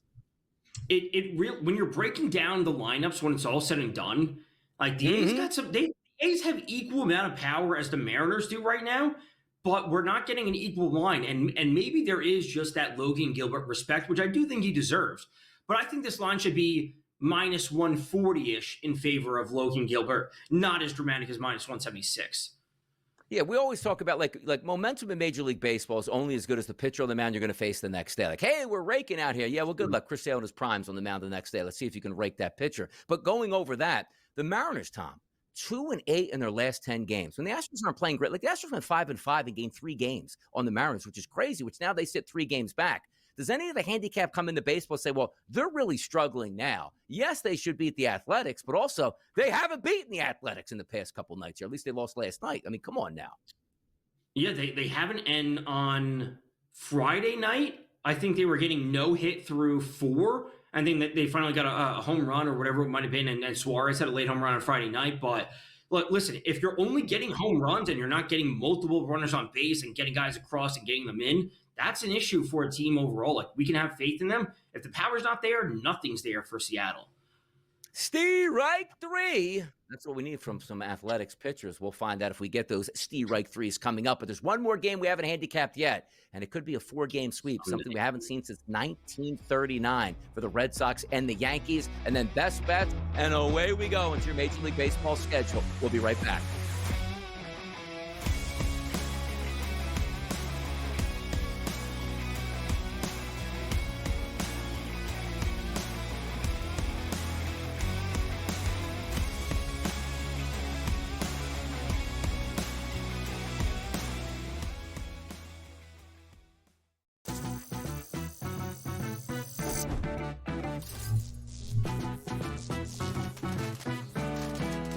Here's a tip. Some machines and online games have higher average payouts than others. Want to try to maximize your odds? Well, do some research online to find games which have the highest RTP or return to player percentage. So now, go get lucky. See you in Lost Pages. Let's get lucky. Here's the irony with this group. They're going all in a row, 27, 28, 29, and 30 at wide receiver. All of these guys have a huge fantasy upside. They're all being drafted as wide receiver 3s, and I think all of them are going to outperform that ADP. Calvin Ridley could end up as a low-end 1, high-end 2. George Pickens, I think, is going to end up being a solid back-end wide receiver, too, at the end of the day. Fantasy Sports Today, only on SportsGrid. In extras, knocked out the Reds 6-5. This team doesn't lose. And the only thing I want to say, Tom, is I just hope they can continue this. Now, what does that mean? 40 games in a row? Of course we know it's not going to be the case. They are peaking right now. We've seen so many times. Baseball's a long season.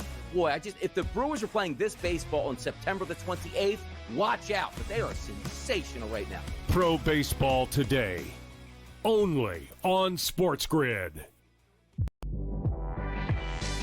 If the Golden State Valkyries make the playoffs, and right now at 18-17, they're one game ahead of the loss column versus Seattle and the Spartans. If they make the playoffs, you must, and I mean must, give their coach head coach of the year in the WNBA. Betting above the rim, only on SportsGrid.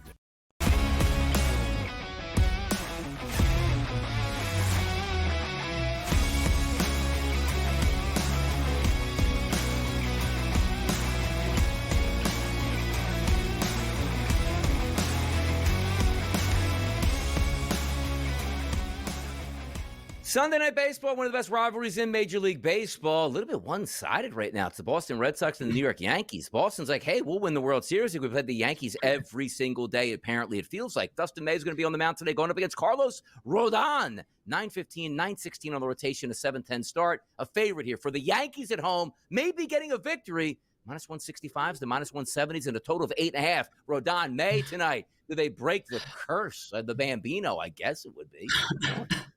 I would think any team in a playoff spot, in either league that's playing at home, I would say, that team doesn't get swept. The 4-game series, that team's not going to get swept, really, whoever it is. But, I've said before, like a minus 168 line for the Yankees, I think that's kind of crazy. Again, that's a crazy line given how they've been playing.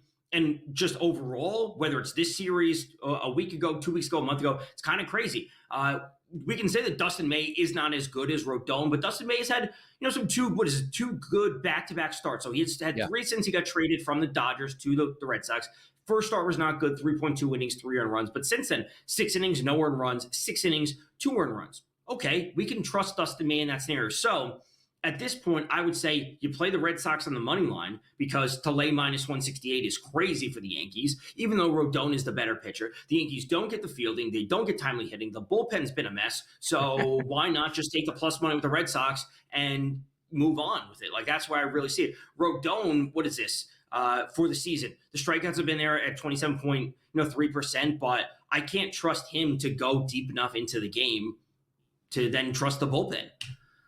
Yeah, not a great-looking lineup against lefties over the past month for the Red Sox, but they have some guys that can get after it. Gonzalez, Bregman, Anthony Story, all really good weighted on-base percentages here. But the Yankees lineup, Tom, every day projects well because they go through those, not the funks, like, they haven't hit, but then 2 or 3 days, everybody hits a home run and spikes their ISOs and their weighted on-base percentages. Like, if I'm just looking at the past 30 days against random right-handed pitching for the Yankees, outside of Ryan McMahon, everybody has incredible ISO power numbers against right-handed pitching. 75-degree temperature, which you like. But this is interesting. It's more of a 10-mile-an-hour wind, Tom, from more of right foul pole to left foul pole. We'll see if that changes a little bit to give that ball a little bit more extra loft. It's an interesting one overall, but you're looking just the same. Because I know you always say, hard to sweep a team, hard to sweep a 4-game series. Now the favorites are the Yankees tonight. We'll see how it plays out. But I don't know if I'm going to have very many action plays in this game. Are you looking forward to this game? As I know you're a Yankee fan, but from a side perspective or so?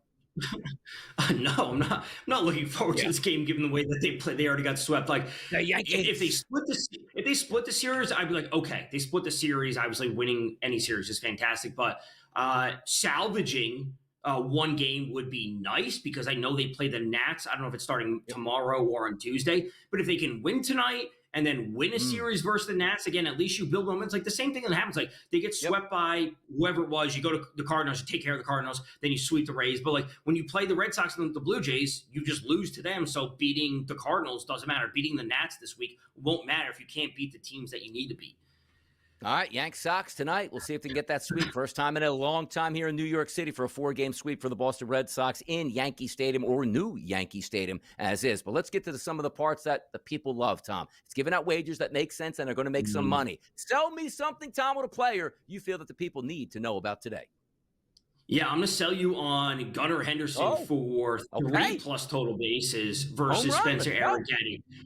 When we're looking at Spencer Arrighetti on the season, again, he started the year, had some injuries, he's come back, he's looked terrible. So on the entire year versus just lefties, it's only 61 batters faced, 12.2 innings pitched, but he's allowing an ISO over 200. His slugging is up at 490. We're allowing 1.42 home runs versus lefties. His xFIP specifically versus lefties is at 527. His strikeout rate is sub 20%, and his BABIP is at 316. So when we're looking at Arrighetti, a 40% fly ball rate and a 42.5% hard contact rate, Gunnar Henderson, either home run or give me a double and a single, plus 170. Bang it out here. I'm going to go with a plus 210 number, Tom, on my sell me something. I'm going to Philadelphia. You know, I'm just going to pick something out here. Jake Irvin's not a good pitcher. He can't get lefties out.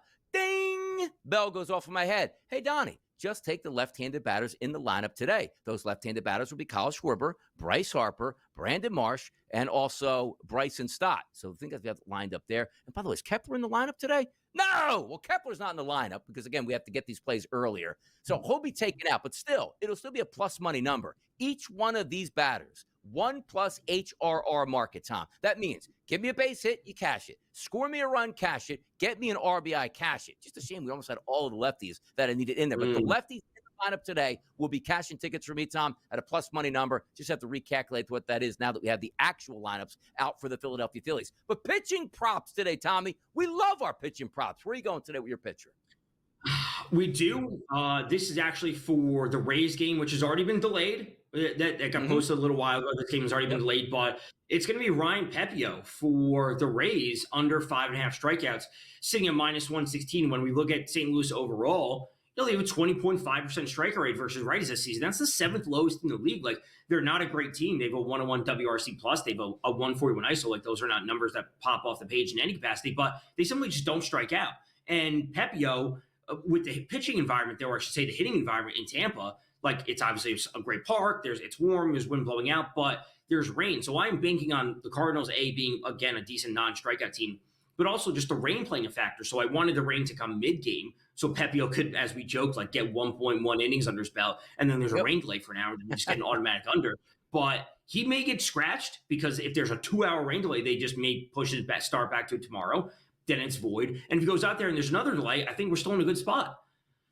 Yeah, and also you have to understand at this time of the year, too, in Florida, what you find, if you're watching high school football, if you're watching anything else, the lightning delays are just as bad as the actual game itself, where you can't go back out there. A lot of thunderstorms in the area of Tampa today. Pitcher prop for me. We went over it already. I love Jacob Lopez. Oh, wait, Donnie, 6.5 is the over at a minus 104 price. He needs 7 strikeouts. How about his last 3 games? 10, 9, and 8 right in order. You know what else would be perfect? How about 10, 9, 8, 7 today, Tom? Because that still counts. I told you how much that lineup strikes out here for the Seattle Mariners. It's incredible. Arozarena, Raleigh, Julio Rodriguez, Eugenio Suarez, Naylor, Garver, Polanco, Crawford all strike out at an incredible rate. And then the joke is, again, Victor Robles is in there. Like, oh, he doesn't strike out. He just hasn't had a chance to strike out yet against a left-handed pitcher. Lopez doing damage in a true pitcher's ballpark.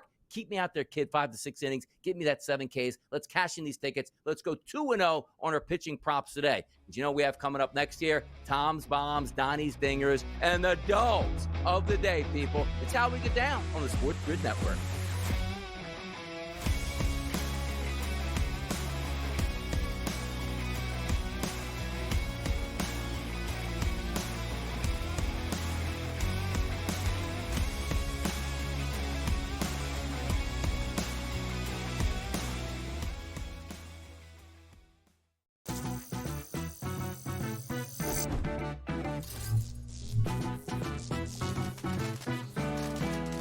Here's a tip. Some machines and online games have higher average payouts than others. Want to try to maximize your odds? Well, do some research online to find games which have the highest RTP or return to player percentage. So now, go get lucky. See you in Las Vegas. Let's get lucky. Here's the irony with this group. They're going all in a row, 27, 28, 29, and 30 at wide receiver. All of these guys have a huge fantasy upside. They're all being drafted as wide receiver 3s, and I think all of them are going to outperform that ADP. Calvin Ridley could end up as a low-end 1, high-end 2. George Pickens, I think, is going to end up being a solid back-end wide receiver 2 at the end of the day. Fantasy Sports Today, only on SportsGrid. In extras, knocked out the Reds 6-5. This team doesn't lose. And the only thing I want to say, Tom, is I just hope they can continue this. Now, what does that mean? 40 games in a row? Of course we know it's not going to be the case. They are peaking right now. We've seen so many times. Baseball's a long season. Boy, if the Brewers are playing this baseball on September the 28th, watch out. But they are sensational right now. Pro Baseball Today, only on SportsGrid. If the Golden State Valkyries make the playoffs, and right now at 18-17, they're one game ahead of the loss column versus Seattle and the Spartans. If they make the playoffs, you must, and I mean must, give their coach head coach of the year in the WNBA. Betting above the rim, only on SportsGrid.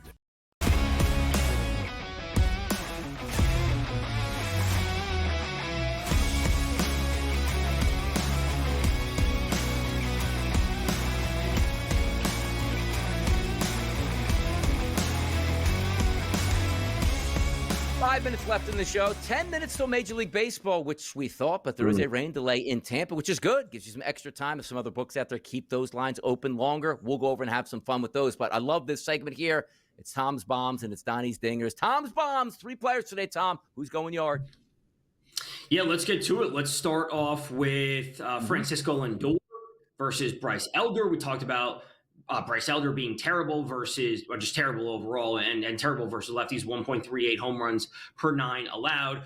Francisco Lindor, he's crushing righties this year overall, 139 WRC plus. He has a 222 ISO. Very simple stuff. We expect the Mets to score some runs. I already mentioned Spencer Arrighetti in the last segment, talking about Gunnar Henderson for a home run. It's the same thing. He's bad versus lefties. I'm going with Colton Cowser for the Orioles just because it's a different price at plus 370. I like this price, the way Cowser's been hitting. He's been hot at the plate as of late. We can certainly be going there. And then the last one, Michael Busch, is a little bit lower number than I would traditionally go to, but Kyle Hendricks is not good. We have great hitting weather out there, Donnie, in LA, as we mentioned. I know some of his rolling numbers don't look great in terms of results, but when we're looking at 4 batted balls of 100 miles per hour or higher in just the last 2 days, and dating back further than that Milwaukee series, again, another 4 batted balls of over 100 miles per hour, and they're turning into either outs or doubles. That's at least encouraging to me, knowing that he's crushing the ball. So the results aren't there in terms of his ISO in the last 30 days, 45 days, whatever it is, but he's actually hitting the ball. And that's important, and that should come through versus Kyle Hendricks.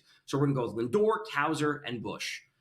Love to see it here. My Bombs here getting after. Give me a little Donnie's Dingers right here. And this is a guy they don't want you betting today. Plus 134 price. You got to be an idiot to bet that. No, you don't. Take a look at Kyle Schwarber's numbers over the past month against right-handed pitching. A 509 ISO power number, a 510 weighted on base percentage through his last 69 at-bats. And a guy, Jake Irvin, who absolutely struggles with left-handed batters. He's going yard today. 85-degree temperatures and a double-digit wind blowing out the center field. A Schwarbomb, maybe even to start this game, makes a ton of sense. Let's get over to Detroit, going up against Seth Lugo, who also struggles with left-handed batters. One batter that I like in the lineup today, it's Kerry Carpenter to plus 330 price. How about this? Schwarber has 69 at-bats against right-handed pitching of the past month. You know who else has that? Kerry Carpenter, 69 at-bats, a 419 ISO and a 441 weighted on base percentage. He is going yard today. Now, a delay here that we're going to get in Tampa Bay, Tom, going up against Matthew Liberatore. Notice this game that we're talking about, left-handed pitcher on the mound struggling with, pitchers and hitters and fly balls. Junior Caminero,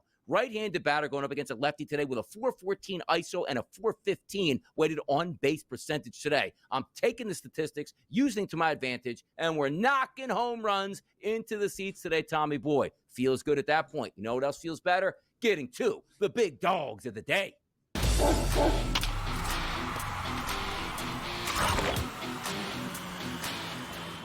Take a bite out of the big apple. Take a bite out of the bone. Get the dog dish ready, Tom. Where are we going for your dog of the day? Well, I thought I was heading to the desert to take the Reds, but we can't have the same plenty of dog of people the in that day. desert, Tom. Plenty of people. That's one stipulation we have here. So I mentioned it. I like the Guardians at +110. Gavin Williams on the mound. Again, the Rangers are just dead. Stick a fork in them. Their lineup's not looking good. Gavin Williams, the start at Miami, he had 10 days ago, whatever it was, 12 days ago, wasn't great, but he's been pretty darn solid since the beginning of July. The Rangers as a team, a 95 WRC plus versus right-handed pitching on the season. They don't hit. They're dealing with injuries. They strike out too much. Gavin Williams and the Guardians are not out of the playoff race yet, and I expect them to put up a good performance in a park that generally plays to the under, so we shouldn't be getting blown up today. Give me the Guards to come away with the win. You got it, Tom. I'll head out to the desert, and I'll take it here on the Cincinnati Reds at a plus. Anywhere between right now is 115s to 120s in the marketplace right now. Brady Singer's on the mound going up against Zach Gallen. It's just a simple fade of Zach Gallen here. Do I love both of these numbers? No, I don't. But sometimes you just have to take a look at the positives that you feel an advantage that you have on the dog price. I think the Reds come to play today. They need this victory to try to stay with the New York Mets and sort of erase Arizona from their rearview mirror. So 2 dogs we're looking at today, guys. It's the Reds and it's the Guardians here. 2 simple numbers. The best part about dogs is split them, take home plus money, 2-0. What a fantastic day. That'll do it for the show. Everything is out there, Tom. Waiting on weather conditions in Tampa to get going. 12:10, you have another game underway. Or excuse me, 12:05, which is Colorado and Pittsburgh. That's in a few moments. Skeens and the boys is a 300 favorite at this point. But, Tom, I got to ask you this. Where are we eating today? Where's the lunch coming from? What's it doing? Come on. Lunch is coming from home. I'll be hopping on IGL at 1:30 just to talk with Joe and Matt quickly. But just some chicken, some potatoes, vegetables on the side, keeping it simple. Yeah, look at that. Nah, we needed pizza. We needed some meatballs that you eat with only your hands and not a fork. That's what we were anticipating today. But that'll do it for the show. Tom Vecchio, Donnie Rightside, everybody in the back making us good, including our producer, Sammy. Peace. We'll see you next week.